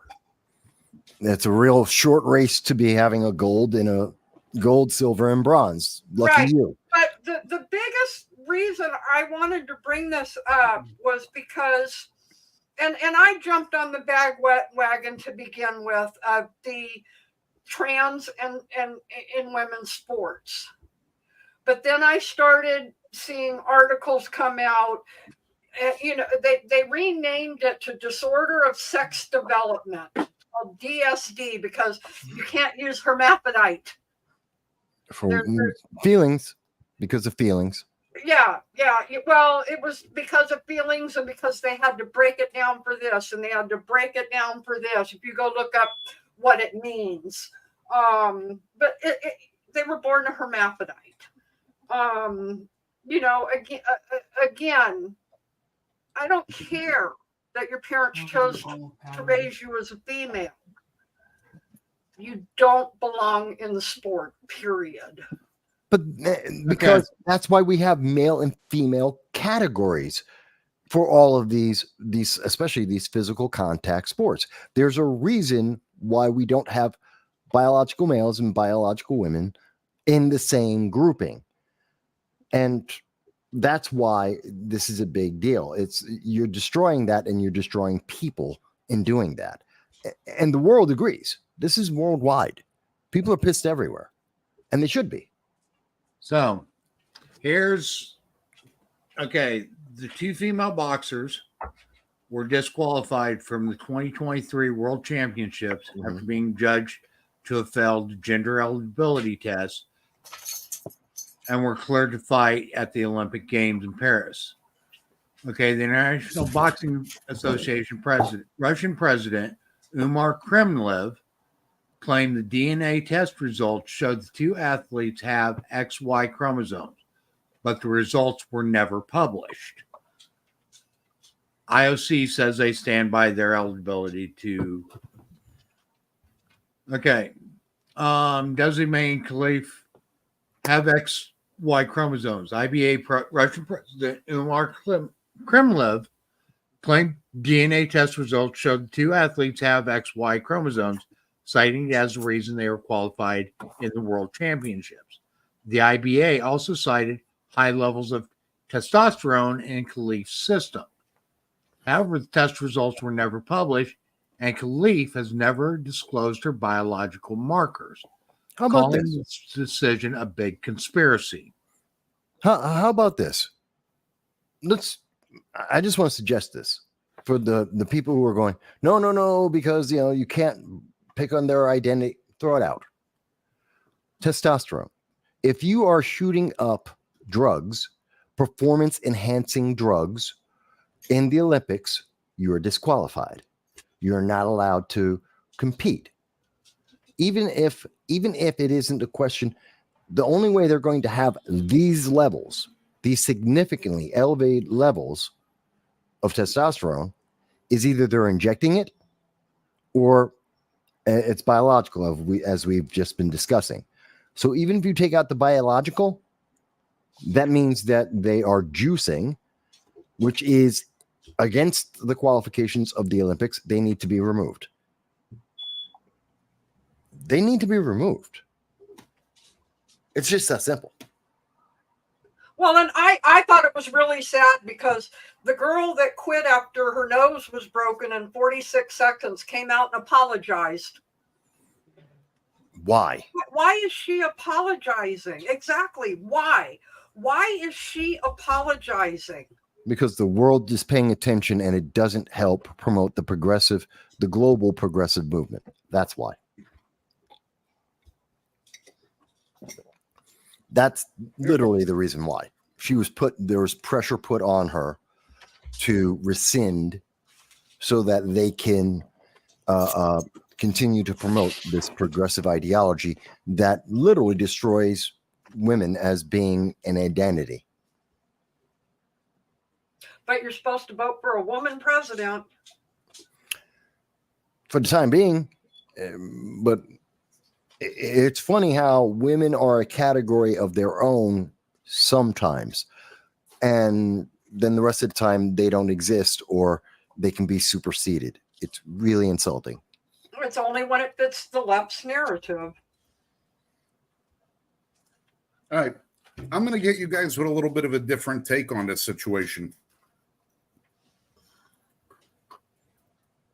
if by some chance this the boxer of questionable origin was legitimately born with this condition, and this is the way that their body is structured, this is the chemicals that their body produces, and this is what nature gave this person, I am extremely empathetic towards this person as someone who believes in individual rights, Fair as someone enough. who believes in individual liberty. Because Fair. if this person is by chance, this is just the hand that they were dealt with, their dream of being an Olympic boxer is no less valid than somebody else's dream of being an Olympic boxer because they happen to produce a surplus of one natural chemical. The question is whether or not the Olympic Boxing Committee decided to overlook necessary testing and actually validate this condition because they wanted to appeal to a certain demographic or a certain political ideology. That's where the question is. Now, the other problem I have with this was that from looking at the video, I can tell that the boxer in red is not only taller, Yes. weighs more, Yes. has a different bone structure, much denser muscle fiber. Yes. This is not necessarily just a result of an abundance of testosterone. This appears to be something more than that, but without necessary testing, I can't be sure. The question is, why was this person allowed to box somebody who was clearly in a different weight division? There's a lightweight division and a featherweight division. These two people did not belong in the ring together at the same time. Just looking at boxing structure and boxing standards with the divisions and weight classes, these two people should have not been there. Now, from what I understand, there's another boxer from the Philippines who's in the same situation. Now, Yeah. if this is supposed to be an extremely rare condition, how did they find the only two people in the world to wind up in the Olympics at the same time at the same year? And why aren't they pitted against each other? There's a lot more that needs to be. If this is a legitimate person and this is just the situation that they were born in, I really feel bad for that person because they're getting meleeed in the press, meleeed in public opinion, and they have just as much right to fulfill an Olympic dream as everybody else. If they have the skill to be able to go and they do it, fine. But if somebody has a clear, distinct physical advantage over somebody else, then you gotta draw a line and say, okay, do we make another class? And if this is the only person in that class, then they're the winner by default.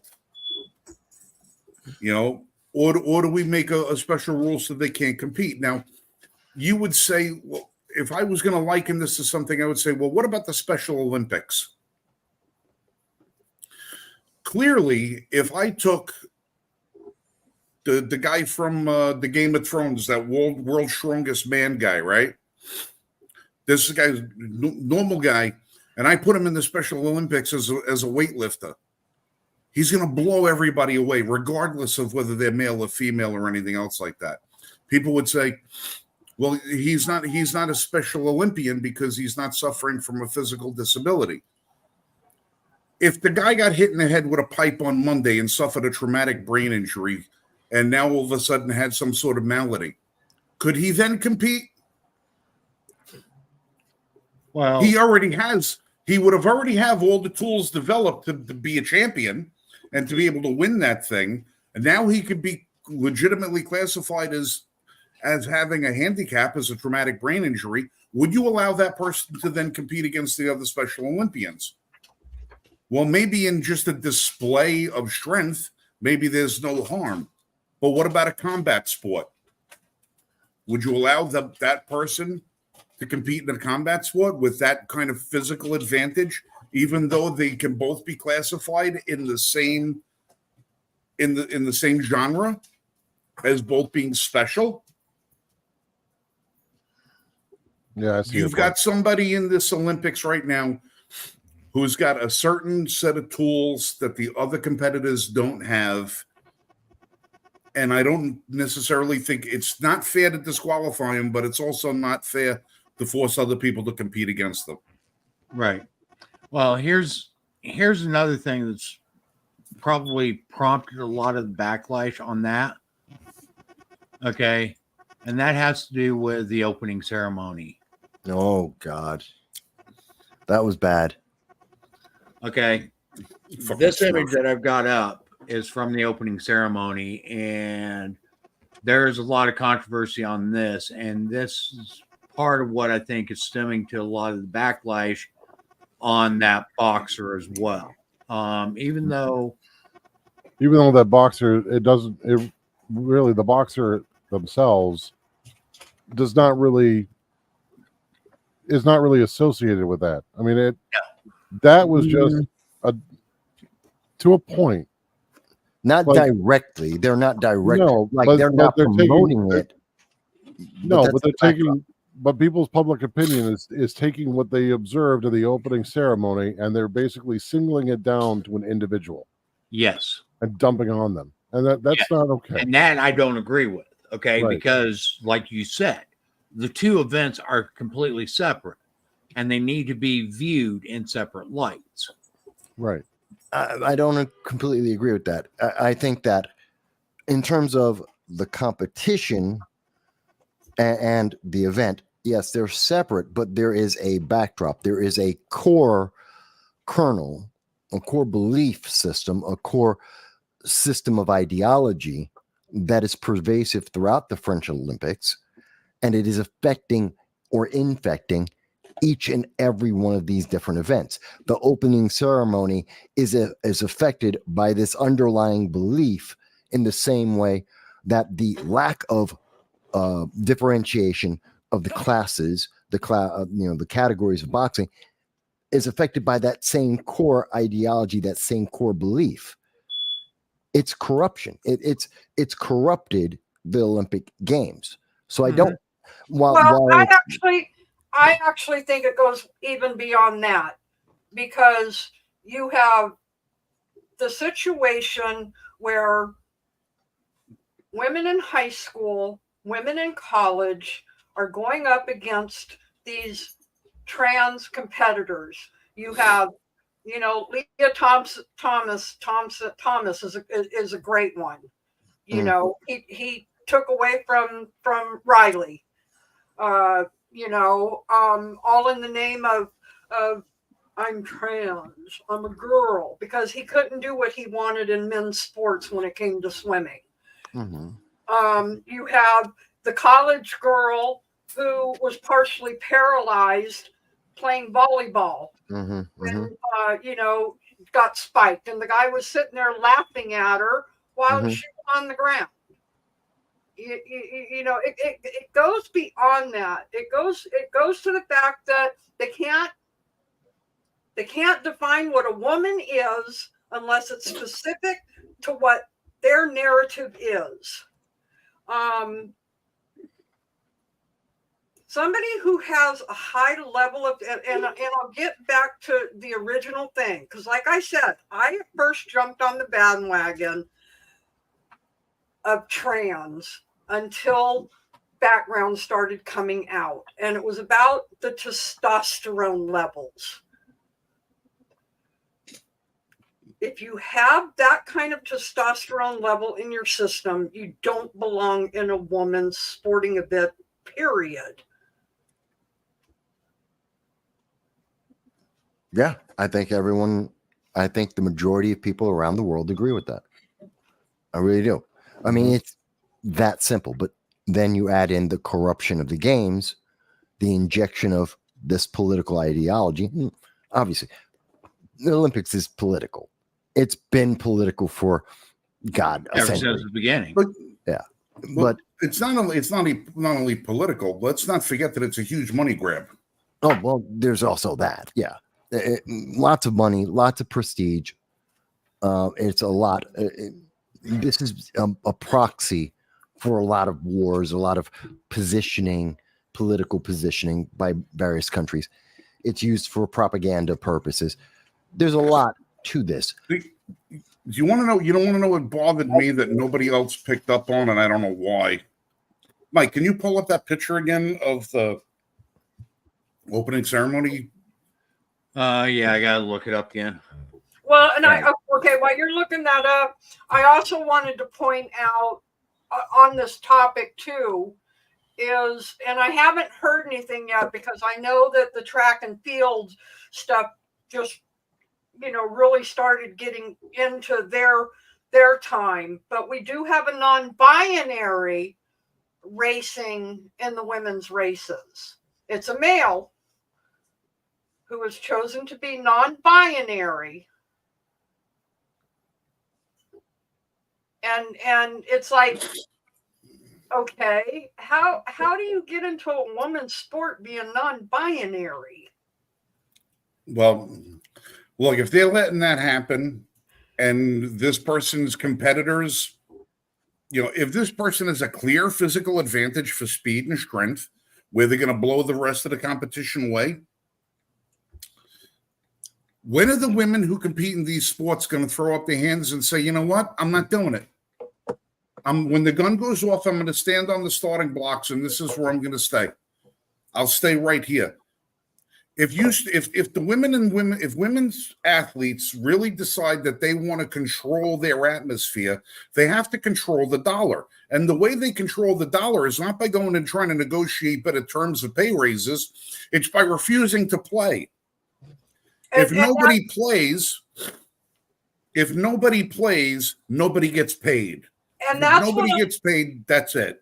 And that's what a lot of the women athletes who have gone through this are trying to tell the women athletes. Your best protest is to not compete. Yeah. And a lot of them are. Good. All right, Mike, you pulled this picture up. You know what nobody else noticed about this thing? This is a still of this. Mm-hmm. Now, you see all your background players. You got a bunch of adults. You got a bunch of kids. You got this, that, and everything else. You see the guy, fourth person from the left? The one with his balls out? Yeah. Yeah, that's known. A lot of people right talk here? about it. Yep. Yeah. Next to the kids.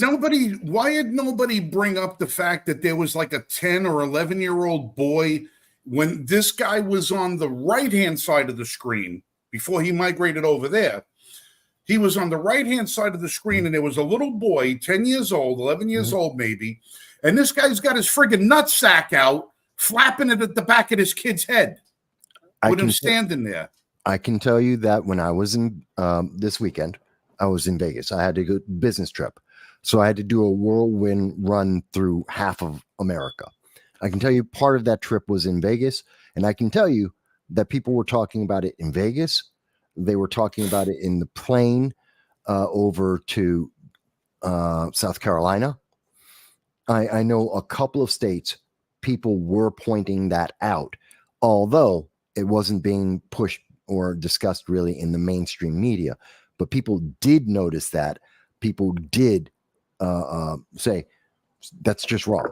Why is this guy running around with his balls out? Yeah, people noticed it. I noticed it. You noticed it. A couple of other people noticed it. Why didn't the mainstream media jump on this and say, why is Harry Nutsack out here flapping his junk in his kid's face? Because they can't defend it. I can tell you exactly why. For the same reason that they don't stop public nudity during Pride. Because you don't talk about it. I think it's because they can't defend it. There is a claim that this was not a depiction of the Last Supper. Of course it but was instead a celebration of Dionysus. Yes, the Feast of Dionysus. Absolutely. Feast of Dionysus. The guy who choreographed the opening ceremony has changed his story 3 times now. In the original, in the paperwork that they put out about the opening ceremonies, I've seen it numerous times from different news articles and everything, that it was a depiction of the Last Supper. Which is obvious, yes. The iconography is clearly inspired by that. They have other elements in there. Well, yeah, But and it's clearly they're inspired. claiming that what makes this a Dionysus event is this blue guy. Well, listen, for those who are going to say, oh, well, it's just Dionysus, it's no big deal. Look up Dionysus. Yeah, there's that too. It's worse. Yeah. It's worse than what you would think that this would be. But it follows You know, in but with if- the theme. But if cannibalizing children is in your wheelhouse, then yeah, this is completely and totally acceptable. You know, if you're going to celebrate that. Let's see, we can either ridicule and defame the Last Supper, or say it's a celebration of Dionysus. Well, no one will get offended by that. Yeah, this is part of the corruption I was talking about. This is the underlying corruption in there.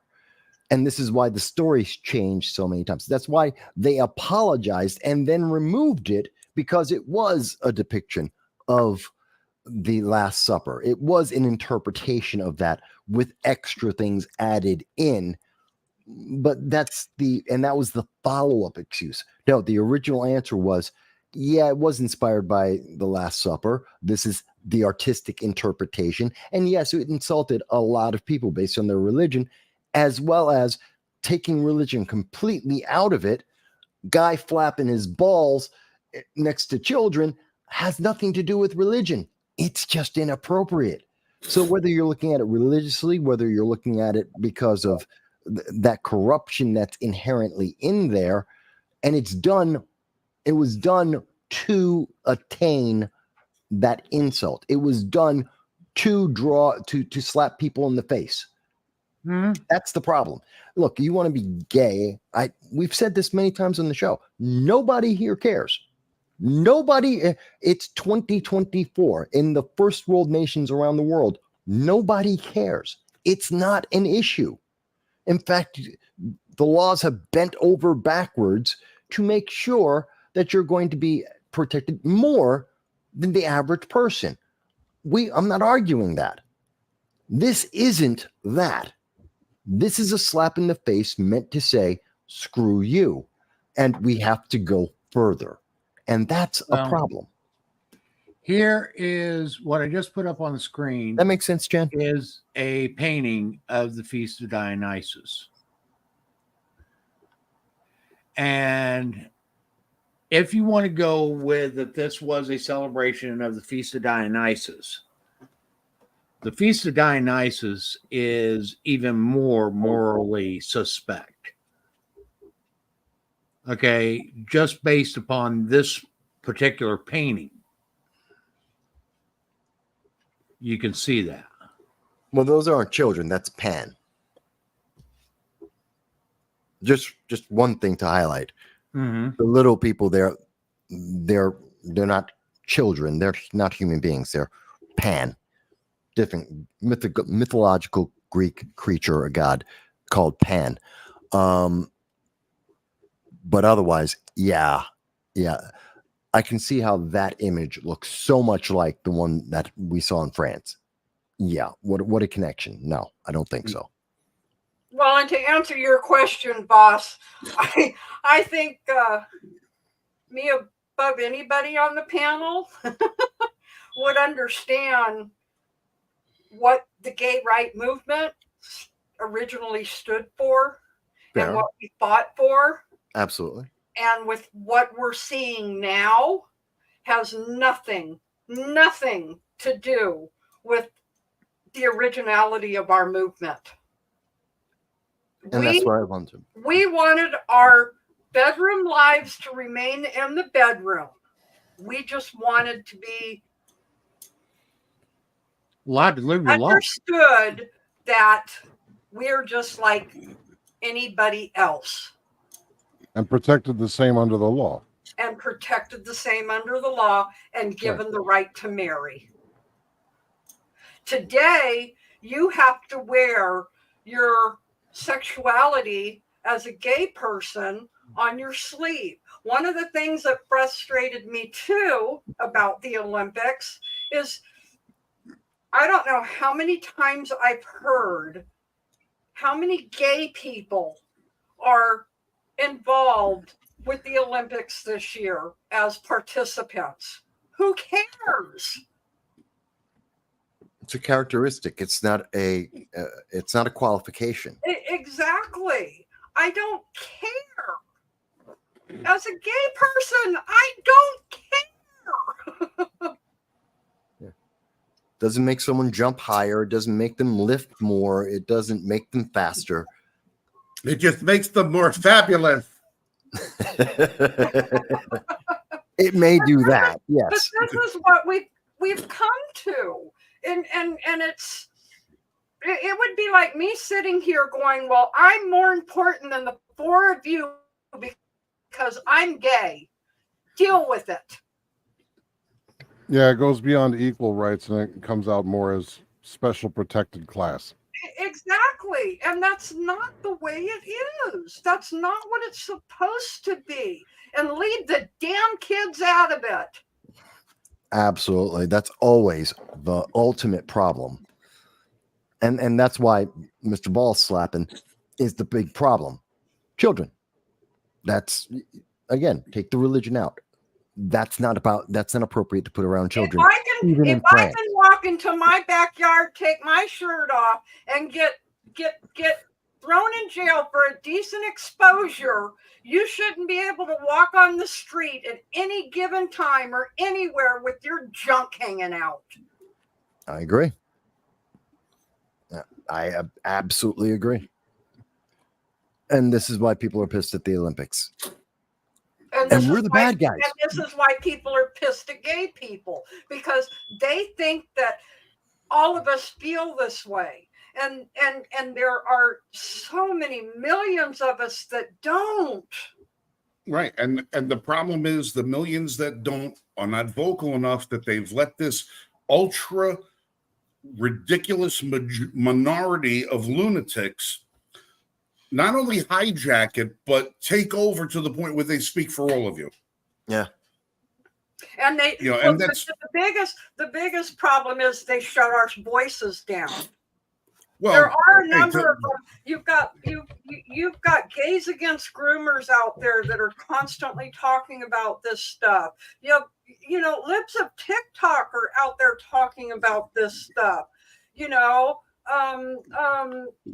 got people that are going across the nation talking about this stuff, but you don't hear about it in mainstream media because we're not part of the narrative.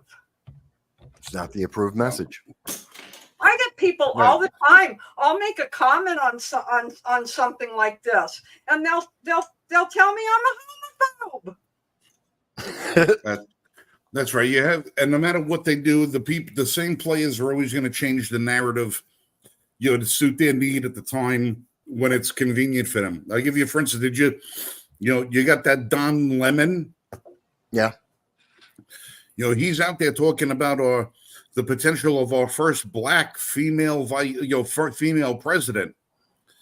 But he completely neglects the fact that 5 years ago he was arguing with a panel on his television show that Kamala Harris is not black, that she's Indian American, and she shouldn't be representing herself as African American because it's a lie. Yes, that's when she was running for president the last time, staunchly against her because she claimed to be, black when he insists she's Indian American.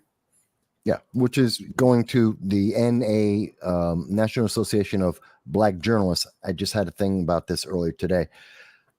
She did. Trump said it poorly, but yes, she does change her ethnic background to match up with what gets her the most votes. She did switch from being Indian, India, the nation, being Indian or Eurasian, to being American, African American, not just black. Well, it's African American, totally different thing. It's hot sauce in the purse, brother. It's hot sauce in the purse. It's what's convenient to the audience you're speaking to. Well, and I like the way that you guys broke that down today too, boss, as far as how the Black community looks at the difference between what an African American is versus a Black from Jamaica or a Black from Nigeria or a Black, as you put it, from the Bronx. Yeah. Totally different things. We assume, and just for you guys, not a lot of people talk about this. It's just understood, but it is something. Black is a racial thing. It's part of the 4 categories of races in the world. Yes. And Kamala, by the race, yes, she is Black. By culture and society, totally different. And in America, She's Indian. yeah, but in America, we can, when we say Black, we assume African American. But that isn't appropriate because Black is Angolan. You're from Angola. You're from South Africa. You're from Egypt. That's Black. People in India, they're Black. It's people in South America. They're Black, but they're not African American. And the argument against what Kamala Harris has done, vice president, is that she's, depending on what's been advantageous in her career, she goes to, I'm Indian, Eurasian, for a lot of her races in California and 2019, for half of that, she was Eurasian, and now she's American, African American, in other words, and shorthand Black, because she wants to get those votes. Not the same thing. And that's very much what we're seeing here. We're assuming certain things in these conversations that people need to stop and break it down. There's a massive difference between the movement, the gay movement, the trans movement, and the people who live that lifestyle. That's what I've run into. I'm just waiting for her to identify as being American. All right, listen, I'm going to get ready to cut out of here, but I wanted to talk to you guys real quick about a product I got in this week that we're going to be doing some testing and evaluation on. I wanted to do this little share screen here if I could. Ooh, stuff. Jump back over. All right. This thing is called the Boss Lock. I spoke about this a couple of weeks ago on the program. We did a bunch of testing of biometric safes and locking systems and everything else for firearm safety. And we were very hit and miss with a lot of what we found. There was a lot of reliability issues and stuff like that. This company saw that video and reached out to us and said, hey, we got something new on the market. You want to test it out? Maybe give us your opinion on it. Before we bring it to full circle, give us your opinion. So I said, all right. So they reached out. How do I do this? There we go. Sorry I had to do that for a minute, but this thing is called the Boss Lock. What this thing does is they have a variety of different handguns that you guys can use. This locks onto your rail on the bottom of your firearm, and they have this arm right here, this steel arm. When you lock this on your firearm and you pull your slide back, this locks your slide into the rearward position. And no matter what you do, you cannot get the slide to go home. It locks the gun in an open position out of battery, and it keeps it so that it's basically unfireable. You can drop the magazine out, you can put the magazine in, but the chamber is empty, the slide is locked back, and nothing happens. What this has is a biometric pad that's different than any of the ones that I've seen on it. And just a little touch the arm opens up. Oh, there we go. The arm opens up. As soon as that arm opens, the slide goes home, puts the gun in battery, and you're able to bring it to target. So if you don't have a gun safe, or you don't want to have a gun safe, or you don't want one of them little boxes you put next to your bed or something like that, you could equip your firearm with this. Now, this comes with a set screw in there that has a very specific key that makes it impossible to remove this from the firearm once it's installed. It's also made out of hardened steel, solid state electronics. You can't affect this thing with radio signals or electricity. You can't affect this thing with anything. And you can't, I have two of them in my possession. This one, and I have another one. The other one that I have, I'm going to be taking an angle grinder to it to see how much abuse I could put this thing through before I can make a gun operable. The guys who sent it to me don't know I'm going to do that, but I'm going to do it anyway. Just because they said you could take a torch to it and it won't hurt it. Now, a lot of people talk about biometric things. They say that if it doesn't recognize your fingerprint, there's like a 5-second delay for it to, recognize or not recognize. I have this program for my index finger, but not my middle finger. So if I hit this with my middle finger and you get that red light, as soon as I hit it with my index finger, it automatically opens. So there's no delay in this. So in the case of an emergency, this thing should work much better than any of the other safes. The other thing that I did is, you guys might have noticed for the last half hour, I've been eating a whole shitload of pizza. Yes. My hands are covered in pizza oil. And every time I touch that signal, this thing operates. And as you can hear from the barking, my dog thinks it's a laser light. And speaking of laser lights, this is a standard laser light that you equip your firearm with. This would normally attach to the pick rail. Well, if you attach this to the pick rail, and this is your home defense gun, well, you had to sacrifice your laser light. Unless you attach it to the rail that it comes with. Ah. Neat. So now you have a home defense firearm that is ready to go when you need it to be, and is completely safe, so that if anybody who's not authorized to use the gun picks it up, they can't do a damn thing with it. Yeah. So we're going to be putting this thing through the rigors over the next month or so. We want to cycle this thing about 5,000 times before we could actually say, give it a plus and minus scenario on the feasibility of it. But for now, I'm very impressed with the build quality. The name of this company is Bosslock, Boslock. If you guys want to look them up. If you want to see what they do, see if they have a gun, a unit that fits your firearm, check them out on the website. It's bosslock.com, and see if they got something that likes. Or you could wait for my review, which will be done in a couple of weeks, or about a month rather.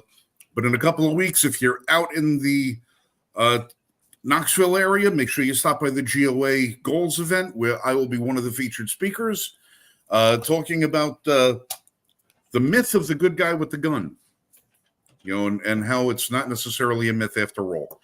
But that's that. And then we get this. I'll put this on that. So now I'm done with my little spiel. That was my 3 minutes. I'm done. I'm out of here. My dogs are freaking out. I got to go get everybody outside. I'm going to leave, but I'm going to be listening. So I'll catch you guys next weekend. You guys be safe and shoot straight. Information on goals will be on the website. So talk to you soon. Love you guys. Have a great weekend, Frank. You too. Frank. So, Mike's piping in. I don't know if he's still with us or not, or if he just gave up. And it's one of my. It's a guy who's usually on my live stream. This is Democrat Mike, specifically called Democrat Mike because he is a blue no matter who Democrat supporter. He's always cheerleading anything and everything Democrat, which is fine.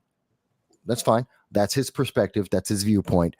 And he likes to likes to just say they're always going to win. The same things he's saying right now about Kamala Harris, same thing he said a month ago about Joe Biden. But I Now- don't think he's been to the website. No, he hasn't, obviously. Okay, Mike, if she's going to have a chance to win, she's going to have to iron out some policies and allow people to actually understand what she stands for. With the way she has it right now, this is on her website. Harris for President, KamalaHarris.com. Money. First thing you see is a donation banner, which I kind of expect that, not a big deal. Going to close that. Next thing you see is her front page. It says, "We can win this together." The first thing is go join back the up. campaign. No, Mike, go back up. First thing you see, give her money Yeah. again. Then you see, oh, but there's more content. Maybe, Okay. you think. And on this, you can see join the campaign. Okay. If we go to meet Kamala Harris, you basically Hmm. get her bio. So a mailing list and then a bio. Yeah. Yeah. Okay. Let's go to the other link on this menu. Take action. Take action. Elect Kamala Harris for president. Volunteering again. Okay. Notice they don't have a link to get you back from that. You have to find a way out. They Right. don't automatically take you out of there. You're supposed to be stuck there. You're going to volunteer or else. You're Now, stuck. the next place you can go is her store, which you can spend some more money at. Give her even more money. Okay. And she's got all the typical stuff. Or just, and again, or just give her even more money. The bottom of it Okay. is, again, just give her money. Now, if we go back to KamalaHarris.com, we go all the way down here to the bottom, you find Before you hit that, Mike, what haven't you seen? That is on I haven't seen every- anything on where she stands on any of the issues. standard for every 18 years of covering elections at every level of government, local, state, federal. Basic website. Who's the candidate? Give them money. What do they stand for? Why should you vote for them? What will they do? Notice she's asking you for money everywhere. She wants you to volunteer. She told you a little bit about her. By the way, that bio was added today. This website's been up for 2 weeks. You don't have to believe me. Go to Hard Lens Media, progressive friend of mine, Kit Cabello. He's been covering this for over a week. He's the one who let me know that her website existed. He tracks it every single day. Today was the first day that she had her bio up there. She's had it up there for 2 weeks. All she's asking for is money. What does Now- she stand for? You go clear down here to the bottom, right? You have a donate by mail and gives you an address. Okay. Another store link, another donate link, a donate by mail link. If you go into the frequently asked questions, and I love this. I donated to Biden for president campaign or the Biden Victory Fund. What happens to my donation now? What is the Harris Victory Fund? What are the requirements to vote? What are the requirements to donate? Other than donating, how can I get involved with the campaign? How can I donate? Is my donation secure? How does the Harris Victory Fund allocate money? Is my donation tax deductible? Will I receive a receipt? Everything's pretty much about donating. Give her money. Give her money, give her money, Why? give her money, give her Why money. should we give her money? That's my thing. Why give her money? Go on. Okay. You go to work with us. And again, you see she has all these openings because she does not have a campaign staff.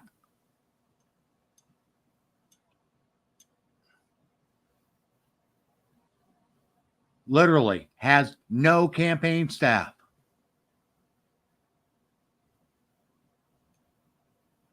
None. Yeah. Tells you about her organizational skills, that there's no one who wants to work with her. Zero. But she treats her the people who work for her like crap. Yep, that's also well documented. Okay, so that's what you get from the Kamala Harris for President website. Okay, and then you find out about your privacy rights, terms and conditions, and accessibility. And then it's paid for by the Harris for President. Okay. This must be the website you were talking about, boss. This on is the it. list? This is her official website, and this has got to be the first time I've seen a major election, a federal level election, in 18 years.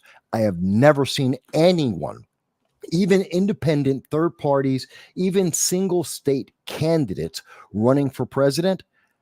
I have never seen a website that doesn't have why are you running? Why we should vote for you. You want money. Why should we give you money? There is no reason and I have to assume, since the only thing she's putting on that page besides give her money or volunteer is her picture, the subliminal message is, and the implied message is, she's a woman of color. That's not a reason. Those are characteristics. That's not qualifications. That's not a reason to give her money. That's not a reason to vote for anyone. Now, this is insane. every candidate, when they first enter a race, has what they call the honeymoon phase, where everybody's just enamored with them, especially when they're a late comer into a race. Okay, and I believe that's what we are seeing with the latest polling numbers for Harris. Okay, and even with this honeymoon phase, Trump is still ahead in the popular vote. Okay, Trump's still ahead in Georgia and in Pennsylvania. Okay, RCP has not updated the bottom of their site yet because they're still running Biden down there. But if we go to the electoral map right now, Trump's lost a little, but Harris hasn't really gained anything over what Biden has as far as the RCP. If we go to the no toss-up map, it's still showing that Trump is going to take it and take the majority of the battleground states. Everywhere that's not a progressive stronghold in America goes to Donald And Trump. it's still questionable whether or not Harris is going to take Virginia or not. Current polling shows that she is, but we'll see how that shapes up. The same goes for Michigan as well. New Hampshire right now is leaning that way, but prior to Harris coming into the race, New Hampshire was swinging hard towards Trump. And I think after a week or two, we're going to start seeing some of this change as well.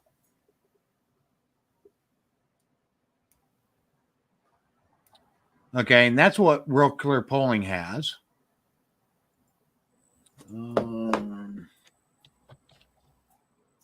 Well, and Democratic Mike, it's not that we're misinformed. It's that we laugh and we don't care because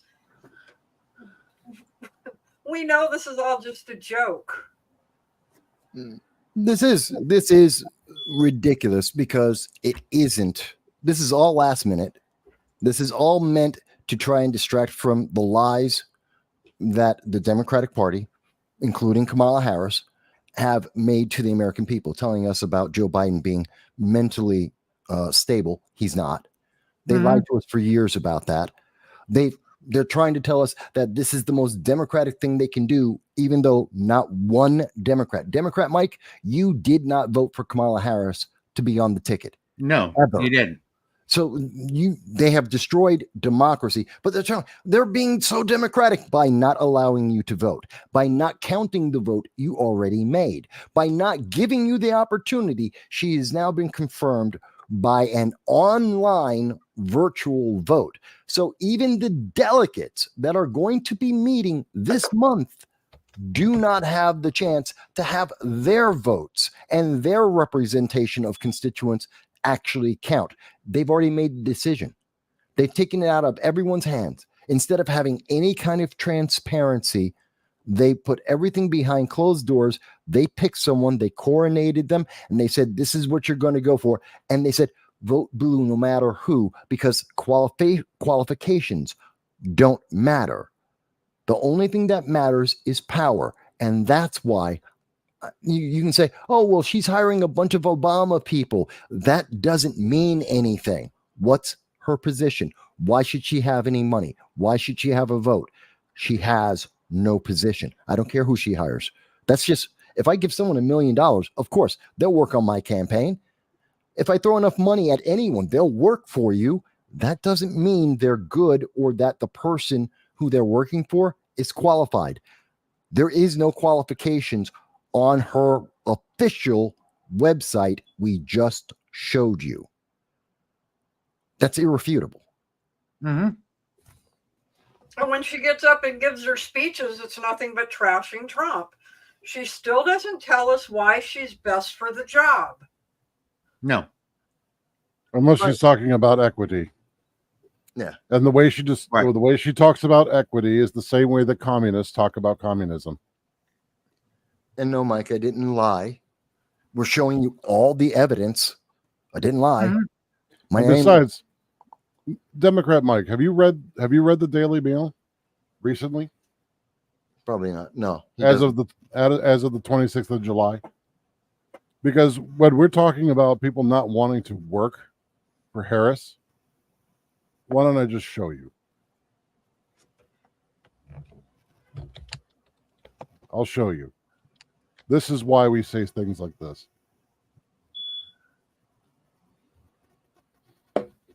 There you go. Is it up? There we go. Oh, yeah, yeah. This is a collection of the various people who have worked for her in the past and quit. And Obama's team is willing to work for her because Obama told them that they would be paid to do so.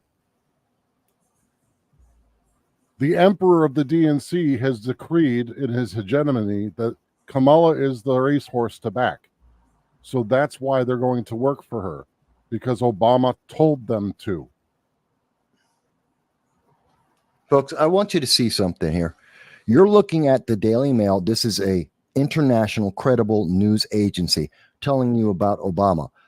Democrat Mike and many like him, those people who vote they vote straight down the line. They just vote party line. And it doesn't matter if it's red or blue. It doesn't matter. These are people who only do what they are told.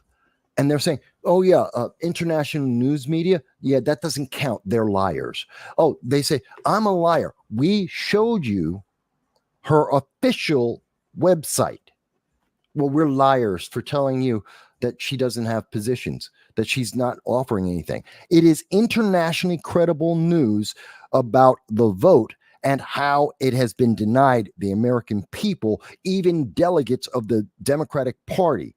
And we're being called a liar in chat. These are facts. They are empirical facts, irrefutable.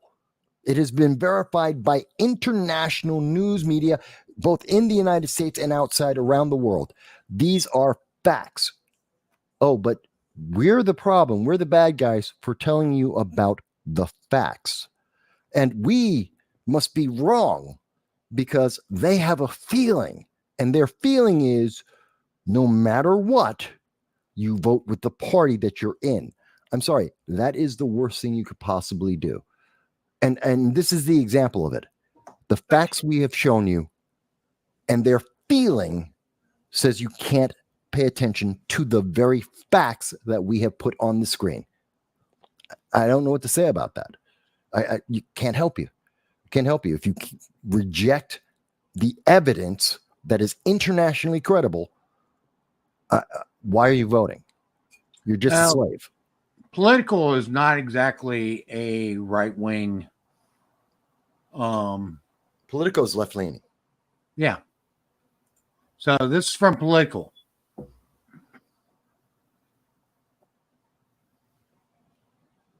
And when was that Okay. written? Well, she's had people quit left and right on her since she's been vice president. Yeah, they average about 1 year at a time. On average, about 1 year. This is from National Review. National Review is right-leaning.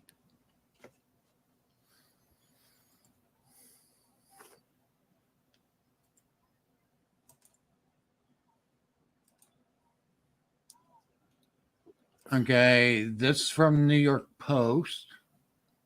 Whoops. Let me. Which is more right-leaning, but is still considered a credible news source.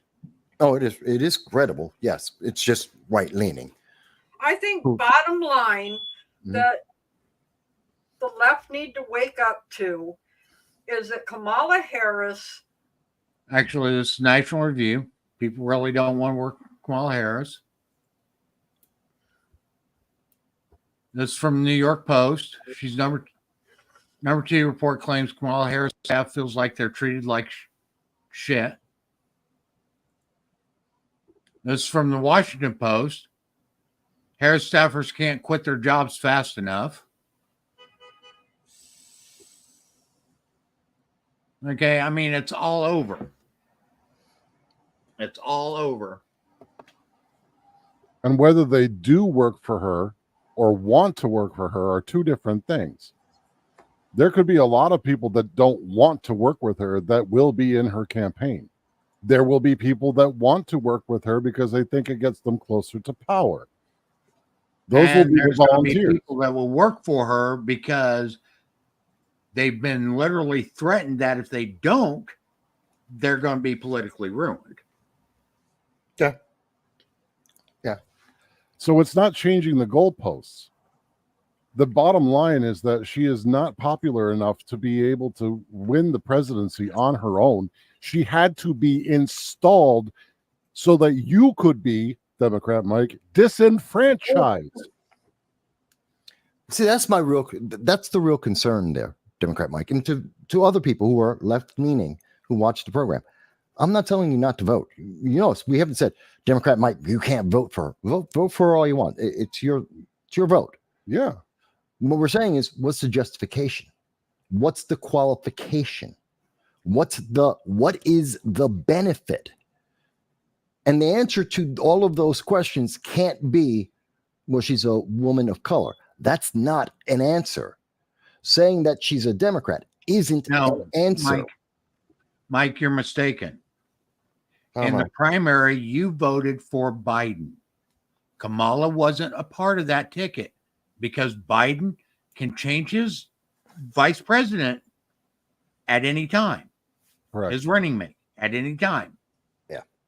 Okay. You voted for Biden. You assumed Kamala was a part of that ticket, but it doesn't mean that she was.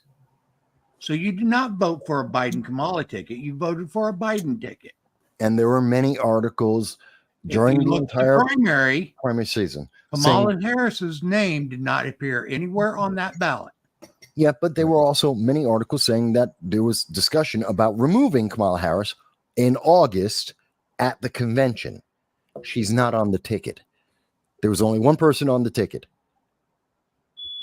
Just like the same thing is, we can say the same thing about Trump. Everyone voted for Trump. They didn't vote for J.D. Vance. J.D. Vance is the VP because Trump picked him. But we weren't voting for Vance. We were voting for Trump. Same thing. People, the Democrats, voted for Biden, not for Kamala Harris. She's not on the ticket. She wasn't the choice. He could have picked anyone. They voted for Biden, and you lost Biden.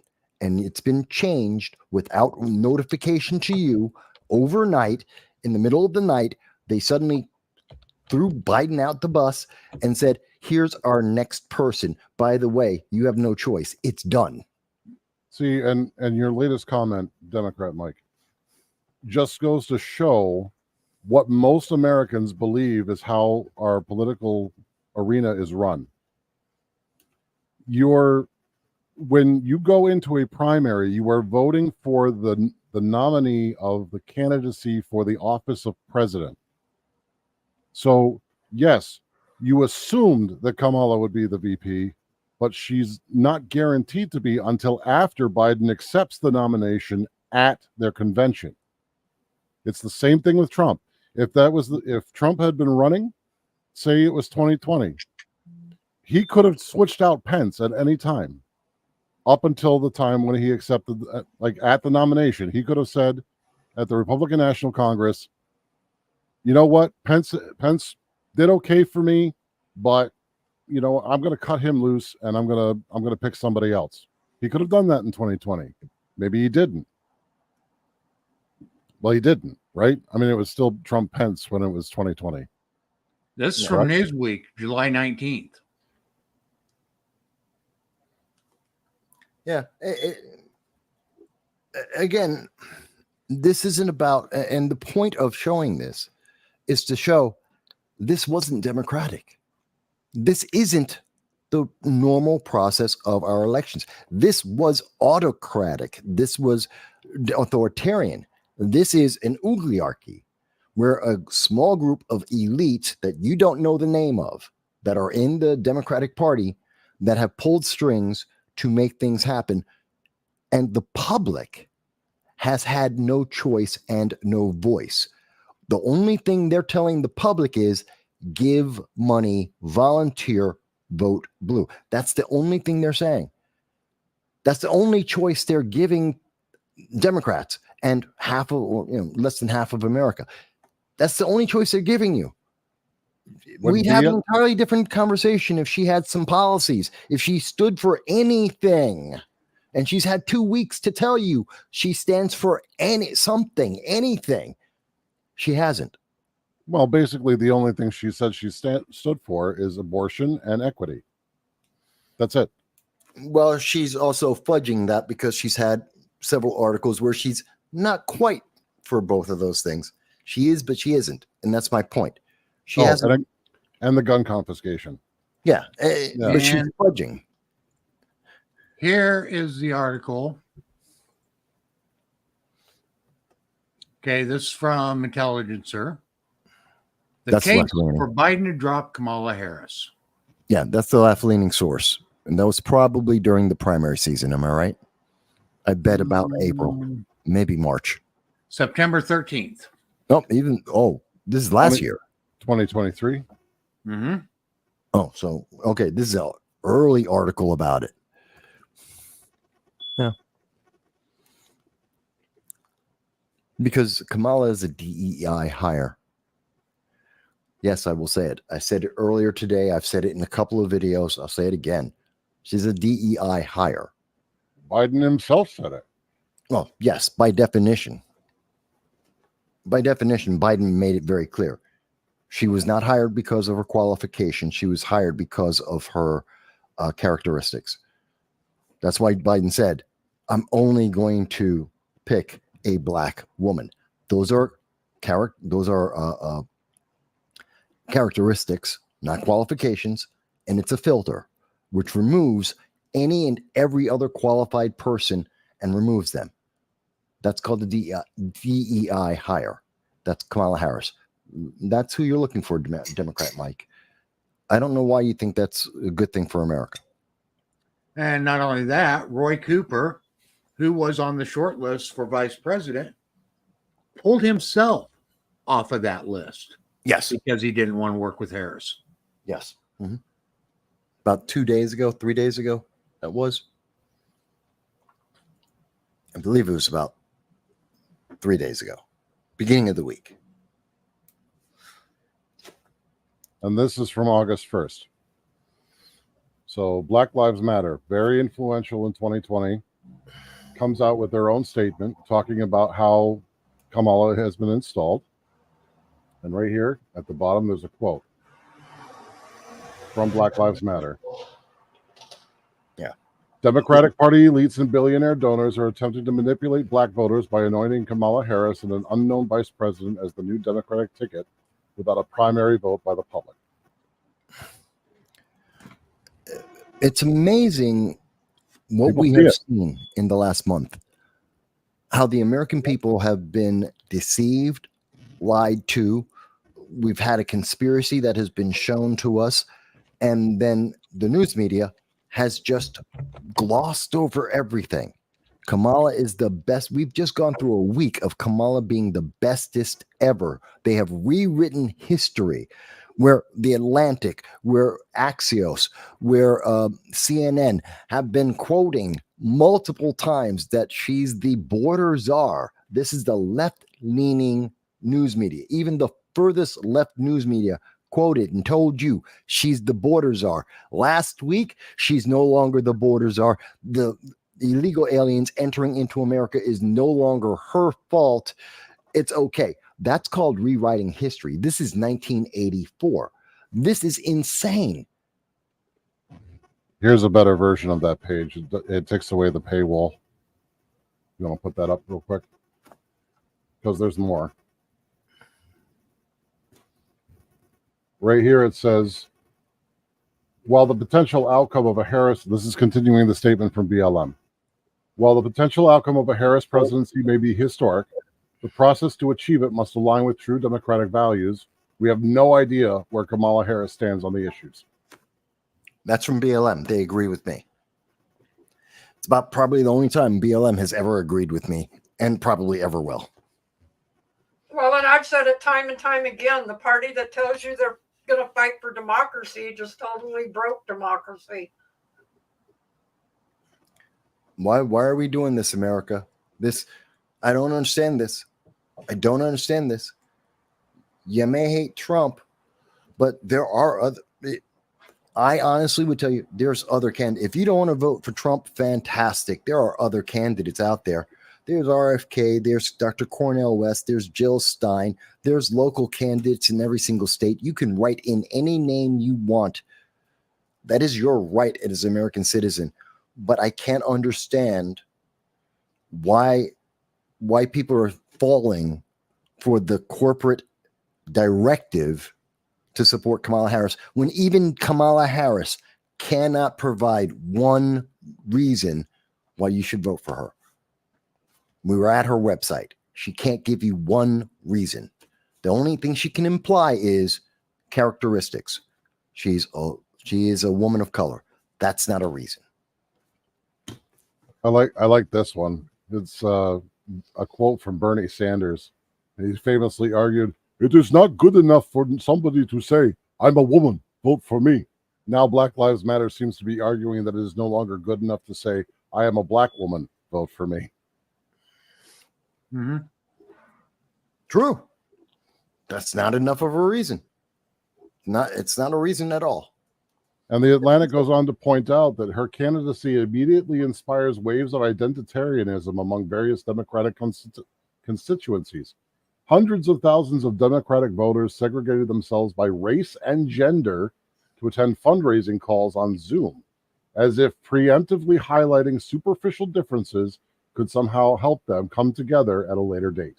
Yeah, that's the events you may have heard about recently, like with Mark Hamill this week, white dudes for Kamala. There were white women for Kamala. There's been black women for Kamala. She's breaking America into categories. And she's saying, look, I've got this checkbox of voters, and I've got that checkbox of voters. Mind you, the checkbox is the people showing up. That's not a lot. But again, that's not a reason. She came out and said she's got 99% of the women vote. No, which is a lie. Doesn't. That's a lie. So what most of America is seeing is just the same thing that we've been seeing for the last 4 years. It's what you losers would not be talking about Kamala like this if you weren't worried. We're not worried about Kamala.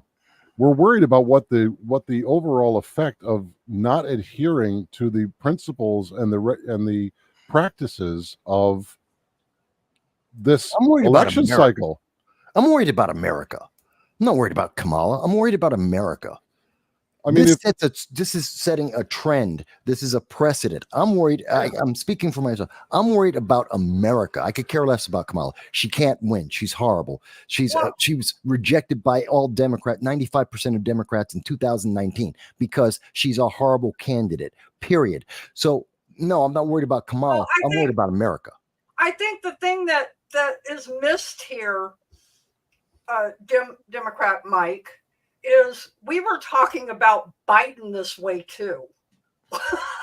So it has nothing to do with quote unquote Kamala. It has to do with the Democratic Party and what they stand for and how they're tearing this country apart. Period. If she ends up becoming president in November, Democrat Mike, it will not be because she was voted in. Yeah, that's just it's go ahead, keep the receipts, but I'll tell you that if you go back and you look at when she becomes president, if she becomes president, if the government even allows her to step foot in the Oval Office, it will not be because she won. It'll be because they put her there. You seem to put Biden there. I love this, and then of course. And this isn't unusual for Democrat Mike. His argument, we present facts. I just every Sunday I present him the facts. I show him the evidence. We're showing the websites. We're showing the left-leaning news media making the comments, making the arguments, and then he goes, "Well, that's your opinion. I don't care. I don't want to talk anymore." Every single time. It's always the same thing. They don't want to see the evidence. I don't understand that. Please, if you could care less, because Mike, they told you. I mean, who was it? The Democrat or the New York governor? We don't care about facts. Hochul. Yeah. And she's not the first one that does it. You put out facts to anybody in any argument, and they come back and tell you that's not true. Yeah, he could care less, but yet he still cares, and so he responds. See, Yep. that's where you know your argument breaks down. You have no argument. They just want to get a rise out of you. We are showing you where the trend is coming from. There's all of this stuff, and if you want to, if you know something about Trump that's really funny. Think about this. Trump is not an extremist. He's an 80s Democrat that is running as a Republican. Pretty much. You hate Trump that much, but up until the point where he ran as a Republican, he was a typical 80s Democrat that would have looked nowhere out of place in the 80s. Not once. And all of the reforms that he's done under his presidency were basically taking us back to the first term of Reagan, because that's where he made a lot of money. That's where many Americans started to make a lot of money. It wasn't until later in like 84, 86 that you start to see the economy start to dip again, until the Congress worked with the presidency, and this would be under Bill Clinton, and they managed for the first time in a long time to have a surplus. That was the Congress's doing. That wasn't Bill Clinton's doing. That was the Congress's doing, because they started to limit spending and mismanagement of money under a Republican Congress. Yeah. I'm not surprised by this, guys. I'm really not. And again, this is about America, about what's good for America, what's good for the nation going forward, and the danger this presents. It is dangerous that we have political parties who are anointing, they are crowning their chosen person, irregardless of every single vote. 14 million votes thrown away. Not one of them counted. That's a precedent we should never have in America. We have a candidate who has not made the case for why they are running, raised over $100 million after the money was released by by many of the big donors. She on her own has raised over $100 million. For what? I would suggest, Mike, that if you're going to talk about SCOTUS now and the justices that he appointed, go take a look at how many of those justices that he appointed did not support many of his policies. They're not far right. They're not far right. And Not they by a have, long shot. and some of them haven't been voting the way you think they would vote if they were supposed to be so far right. Right. It's not the reason why. The Supreme Court is not why. No one is voting for the Supreme Court, quite honestly. Not literally no one, but that's not one of the key issues. It wasn't one of the key issues in 2020. It's not one of the key issues in 2024. Immigration is illegal immigration is a key issue. Inflation is a key issue. National security is a key issue. Not the Supreme Court. That's not it. Now, to point something else out, Democrat Mike, if Trump had been installed instead of voting and winning in the primary, we would be having the same discussion about Trump. Well, yeah. Because we don't want to be disenfranchised. We don't want to see any citizen denied their ability to choose the candidate for which is going to represent the country. Because that subverts the Constitution. You know, if Kamala Harris literally had her website up for the last 2 weeks now and actually put on, this is where she stands. If she went to the DNC convention in Chicago and actually let delegates vote for her or not, if they did a special election, primary election across America for Democrats to pick her, then we wouldn't be having this conversation. It could be done. You are going to see, I truly believe you're going to see riots in Chicago because many Democrats, many of the factions that make up the Democratic Party, they're pissed off because they didn't get to have a single voice in this entire process. They have been usurped. They have been put under the heel of some unknown group of people who said, and ultimately that's going to be Harris's Achilles heel. Is once people realize that Harris was forced on them without their say, they're going to abandon her. There's already a big majority of people that were going to vote for Biden that are people of color that are going to refuse to vote in this election because they don't feel they have a choice. I'm not surprised by it. And again, you want to vote Democrat, fantastic. Have a reason. Make Kamala Harris give you a reason. Make Kamala Harris earn the position. Make her earn why they're putting her in there. Make her give you the reasons that are going to benefit America. It's not enough for her to be black or a woman or any whatever identity she wants to have. That's not a reason. Make her earn this. Make America better by having her compete on a fair level where the American people have clear choices. And if you can't get that, and you're not, then pick someone else. Go to RFK. Go to Jill Stein or Dr. Cornel West. Pick Chase Oliver or vote for Trump. I don't care. That's your vote.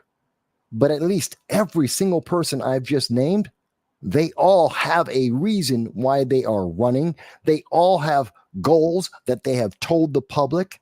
They actually have positions they defend, every single one of them. The only one who doesn't is the one that's getting anointed, and that's Kamala Harris. That's a problem. guys, I'm looking at the time. I just noticed it too.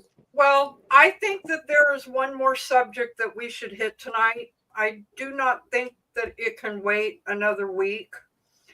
I think we really need to talk about this multi-country prisoner swap.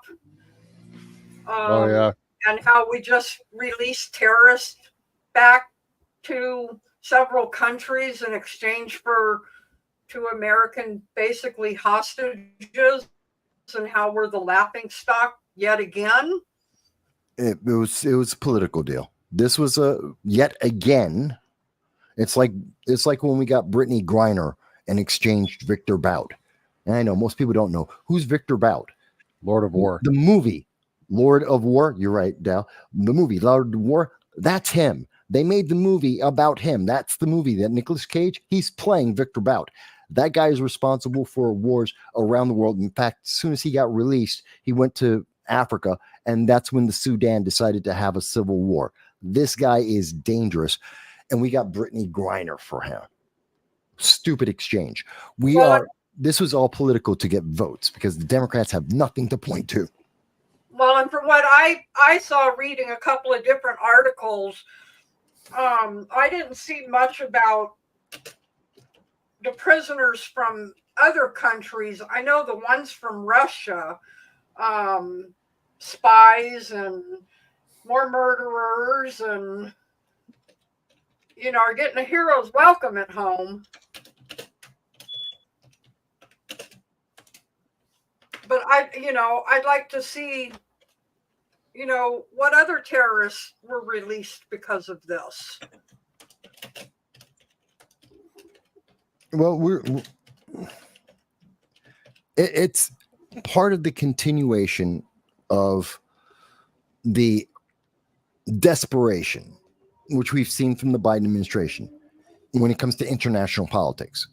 Every decision he has made has been, get me through the next election.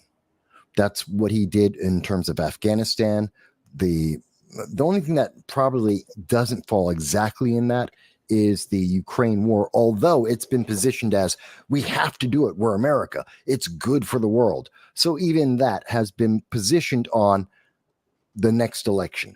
Every decision is based on the next election, what's going to get him more votes. It hasn't been for the good of the world.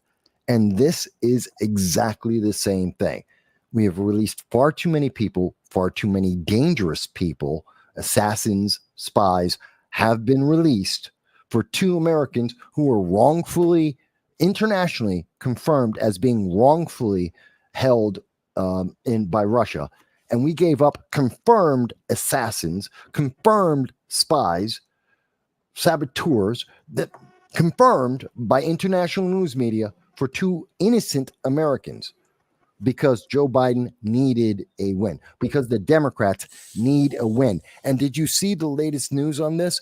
Now they're trying to convince the American people that Kamala Harris, the very worst person at international policy in the United States, she went to South Korea twice and pissed off both presidents of South Korea. She actually helped the Chinese government prop up North Korea the last time that she was there. She went to Europe, and 2 weeks immediately afterwards, Russia decided to invade Ukraine. She went to South America, and we got a bigger surge of illegal aliens to come. She has failed every international conversation she has ever had, and now we're told she was having backdoor secret, double secret, hidden conversations with Germany's chancellor that no one in the world knew about. Not one media source, including Deutsche Welle, the German news, nobody heard about this. No one saw her do it, and no one reported on it at all. And now the only news agency, matter of fact, no news agency, the only people who are saying Kamala was kind of sort of involved because she's so super great is the Biden administration that said you have to vote for her. No, this is completely made up. She did nothing. Otherwise, there would be a news source. There'd be something to confirm it. They'd have shown us evidence of how she did anything.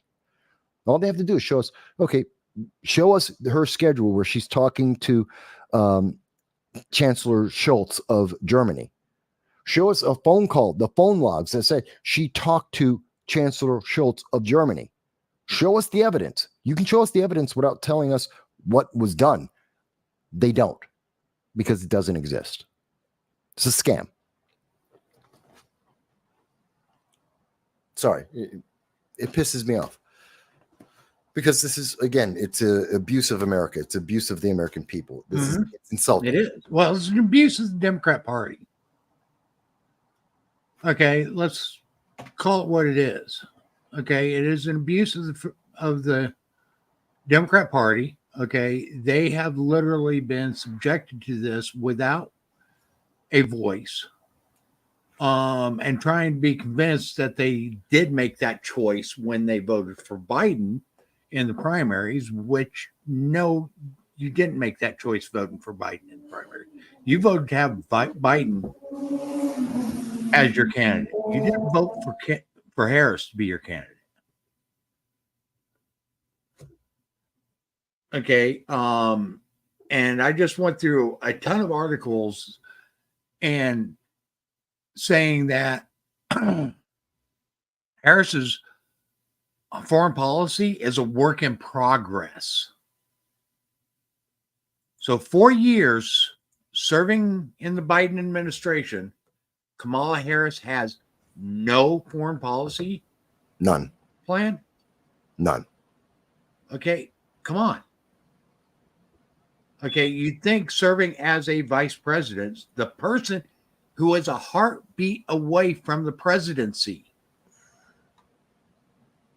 would have some type of standing for foreign policy. But she has zero. None. Oh, I've seen reports come out that she's going to be so great at foreign policy. Just you wait. Yeah, So you'll wait for hell to freeze over. Go ahead, Dow. So what I've got highlighted here. So after this exchange, Biden comes out and makes a statement, and he's commenting on the largest in a series of swaps with Russia as far as prisoners go, a diplomatic feat. And then the reaction, as reported by the AP, is that these charges are seen by the West as trumped up for the folks that came home, right? Which they were. They were innocent Americans that were detained against their will. Yeah, as a political detainment. But this is a lie. Deals like this one come with tough calls, Biden said. Okay, that's a quote. He added, "There's nothing that matters more to me than protecting Americans at home and abroad." That's bullshit. So we saw that in Afghanistan. So Afghanistan, you saw it in Haiti. In Haiti, you saw it in Ukraine, you saw it in Syria, you saw it in the Sudan. Israel is currently in the hostages in Israel. Yes, in Gaza. Mm-hmm. Nothing that Biden had done in the last 4 years has helped protect or bring home Americans that have been abandoned by this administration. Not one. And suddenly, 3 people that he managed to belatedly rescue after a 24-person exchange that somehow wipes out that entire mishap or inability to act on the foreign stage. No, I don't buy it. No. I'm glad that the 3 people made it home. Yeah. That's not to say that I'm not glad that they're home. They should have been out of there sooner. They should have been out of there at least a couple months after they were detained, so they didn't have to rot in a Russian gulag somewhere. They weren't a priority until he needed votes. Right. That's just the ultimate truth. And then he tries to play it off as he did this big deal. I think the whole thing that it made me laugh. Oh God, it made me laugh. Did you see him go on the empty plane? All right, so here's who they got. They got Vadim Krasnikov, who was convicted in Germany in 2021, sentenced to life in prison for killing a former Chechen rebel in Berlin. Yeah. Roman Seleznev, a convicted computer hacker, son of a Russian lawmaker. Vadim Konashnok, a suspected Russian intelligence operative. Mm-hmm.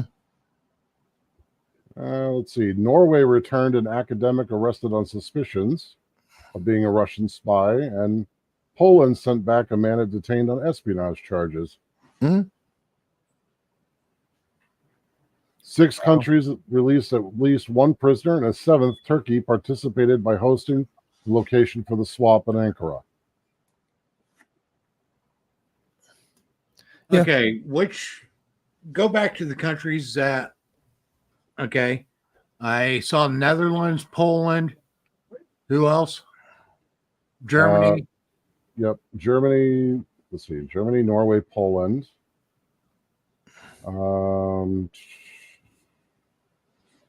Why are you thinking about the NATO connection? Yeah. No. Oh, you're not? No. I would.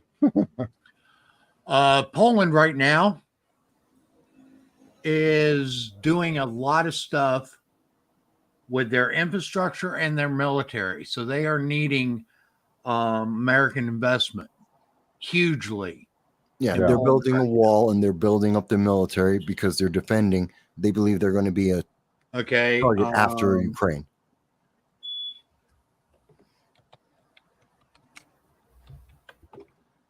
Excuse me for just a second. I'm trying to No problem. check something here real quick. No problem. But I know for a fact it's been widely reported that, like most of NATO, like Sweden and Norway, they're building walls for their countries. They are terrified that they are on a target list for Russia after it gets done with whatever it can get from the Ukraine. And Poland has been outspoken about building their wall and denying Belarus and Russia itself from being able to have the ability to sweep in. And they're building up their military for that. They're one of well over 24 countries around the world that are preparing to be militarized at this time because of a weak presidency here in the United States has given opportunity to Russia, to Iran, and to China. And those are the main aggressors right now in the world. And everyone else is building militaries to defend against those main aggressors. It's a fact. Well, something else that's really interesting. Nowhere in this article is Kamala mentioned as having a hand in it. Of course not. But the State Department did say that to the American news media, not to the world, because the world would say she had nothing to do with it. Yeah. Okay. Go ahead. So, Poland, its debt has recently dramatically increased. Very, very much. Yeah, because they increased their military spending on infrastructure, right? Yeah. Right. Okay. Just like Japan. Guess who the top 5 countries that Poland owes money to? United States, the UK, Germany. Austria, France, Canada, Britain, and the United States. Really? Yes. Not Germany. I thought Germany was in there, but Oh, Germany is in there. They're behind those others. okay, well, there you go. But yeah, Okay.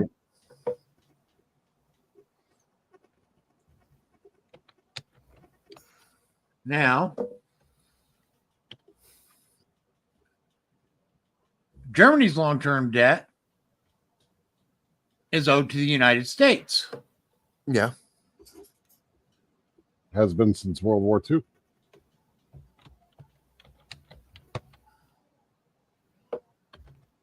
Okay. And if I'm looking The at French debt to us. They owe us a lot of money too. They surrendered. Well, yeah. Austria owes us money as well. A ton of it, yes. Okay. And Australia also owes us a ton of money. They added a lot more when we started building them 30 nuclear submarines recently. Yes. Now, here's the thing. As long as America or American businesses own that debt, those countries owe us. And they will do whatever we tell them to do. Right. Mostly. It's pretty much been proven throughout history that they will.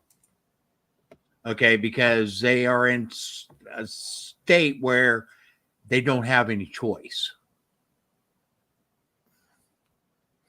There's certain things that they would balk at and stop, but essentially, yes, I agree with you that they are doing this because they've made the deal, and it makes it look good for America that all the pressure for Russia isn't coming directly from us.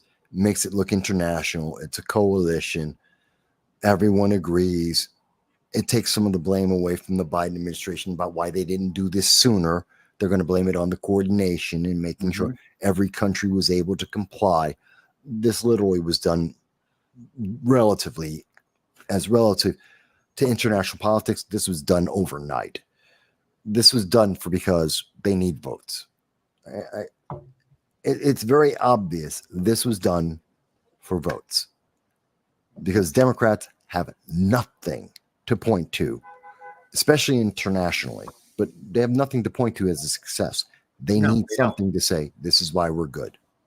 Same reason why Biden said that he wants to put term limits on the Supreme Court, something he hasn't mentioned since he said he wouldn't do it in 2019, early 2020. He hasn't talked about it. Why? Because he doesn't need the votes. Now he does. And that was one of the subjects that we wanted to get to, but it's been 3 hours. Yeah, we're at 3 hours. We're going to go ahead and close this down this week. Unfortunately, we did have some other topics that we wanted to discuss, but we had some great discussions tonight. We nailed most of them. Look into things, okay? See where Harris really stands. If you want to vote for, cast your ballot for her. I don't care, honestly, who you cast your ballot for. But I would advise you to start looking into her, okay? See where she actually stands on the issues, because right now I'm not hearing her have any positions on too much of anything. Certainly the only things you're going to find is mostly her track record when she was in California. Oh God, that was abysmal. Yeah. Okay, for that very reason, why that just proves why Biden picked her as VP. But that's beside the point. Okay, folks, if you're not involved, you are going to lose this country, plain and simple. If we don't start coming together as a nation, as Americans, we're going to lose this country. Yeah, we may have differences as to who we believe is the best candidate. We may have differences on policies and so forth. But we can debate those. We can debate those civilly. It doesn't mean that we can't be united in our governance and to hold our governing bodies accountable. That's where we need to come together. We need to make sure that our elected officials are actually adhering to their oaths. And when they violate those oaths, regardless of what side they are on, they need to be called for it. They need to be voted out of office the next election, etc. We are just a small voice, but together we can be a huge voice for change in this country. We can't do it alone, but together we can. So with that, find yourself a No, go ahead. Go ahead. Finish your set. Find yourself a constitutionally based organization to join and become involved with. There are constitutionally based organizations on both the left and the right, and they uphold the Constitution and want to adhere to it. They want that constitutional foundation. Find an organization, get involved. Liberty First Foundation is one of those. Okay. If you don't want to be a voice for yourself, allow us to be your voice. You can join us at l1f.us and become a paid member through our website. We're only asking for $15 a year, which is not a large amount. Less But than it Netflix. allows us to keep doing stuff like this. It allows us to keep our website going. It allows us to get our voices out there. Okay. We are constitutionally based. That is what we are. We are liberty first. We believe in liberty first principles. And that means it doesn't matter what side of the aisle you're on. We are here protecting your liberties. That's our mission. We're here every Friday night, 9 p.m. Eastern time. Please invite your friends, invite others. Okay. Help us spread the message. Michael, did you have something you wanted to say? Yes, I want to thank everybody. We cleared. This is Friday night. We're almost at Oh, it is midnight. And I know that there's over 100 people who are watching the program, either in part or in whole. Thank you. It's a wonderful thing to see 100 people on a Friday night. It Not is. going out. I know you could be out clubbing. You could be out with your girlfriend, your boyfriend, whatever. You could be asleep. You could be doing a lot of things. And I know there will be more people who see it the next couple of days over the weekend. But I want to thank everybody. Over 100 people. It's not a huge number, but it's an important one, and it's appreciated. It's a milestone for us. Thank you all. Yeah. So that's all I just wanted to put that out there. Okay. I just put in the chat, private chat. If you three could stay after the chat for just a second, I want to ask you guys a couple questions. Sure. After we end this stream. Sure. Okay. Like I said, we're here every Friday night, 9 p.m. Eastern time.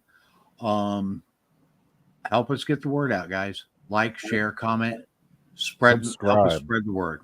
Thank you, everybody. We'll see you next week.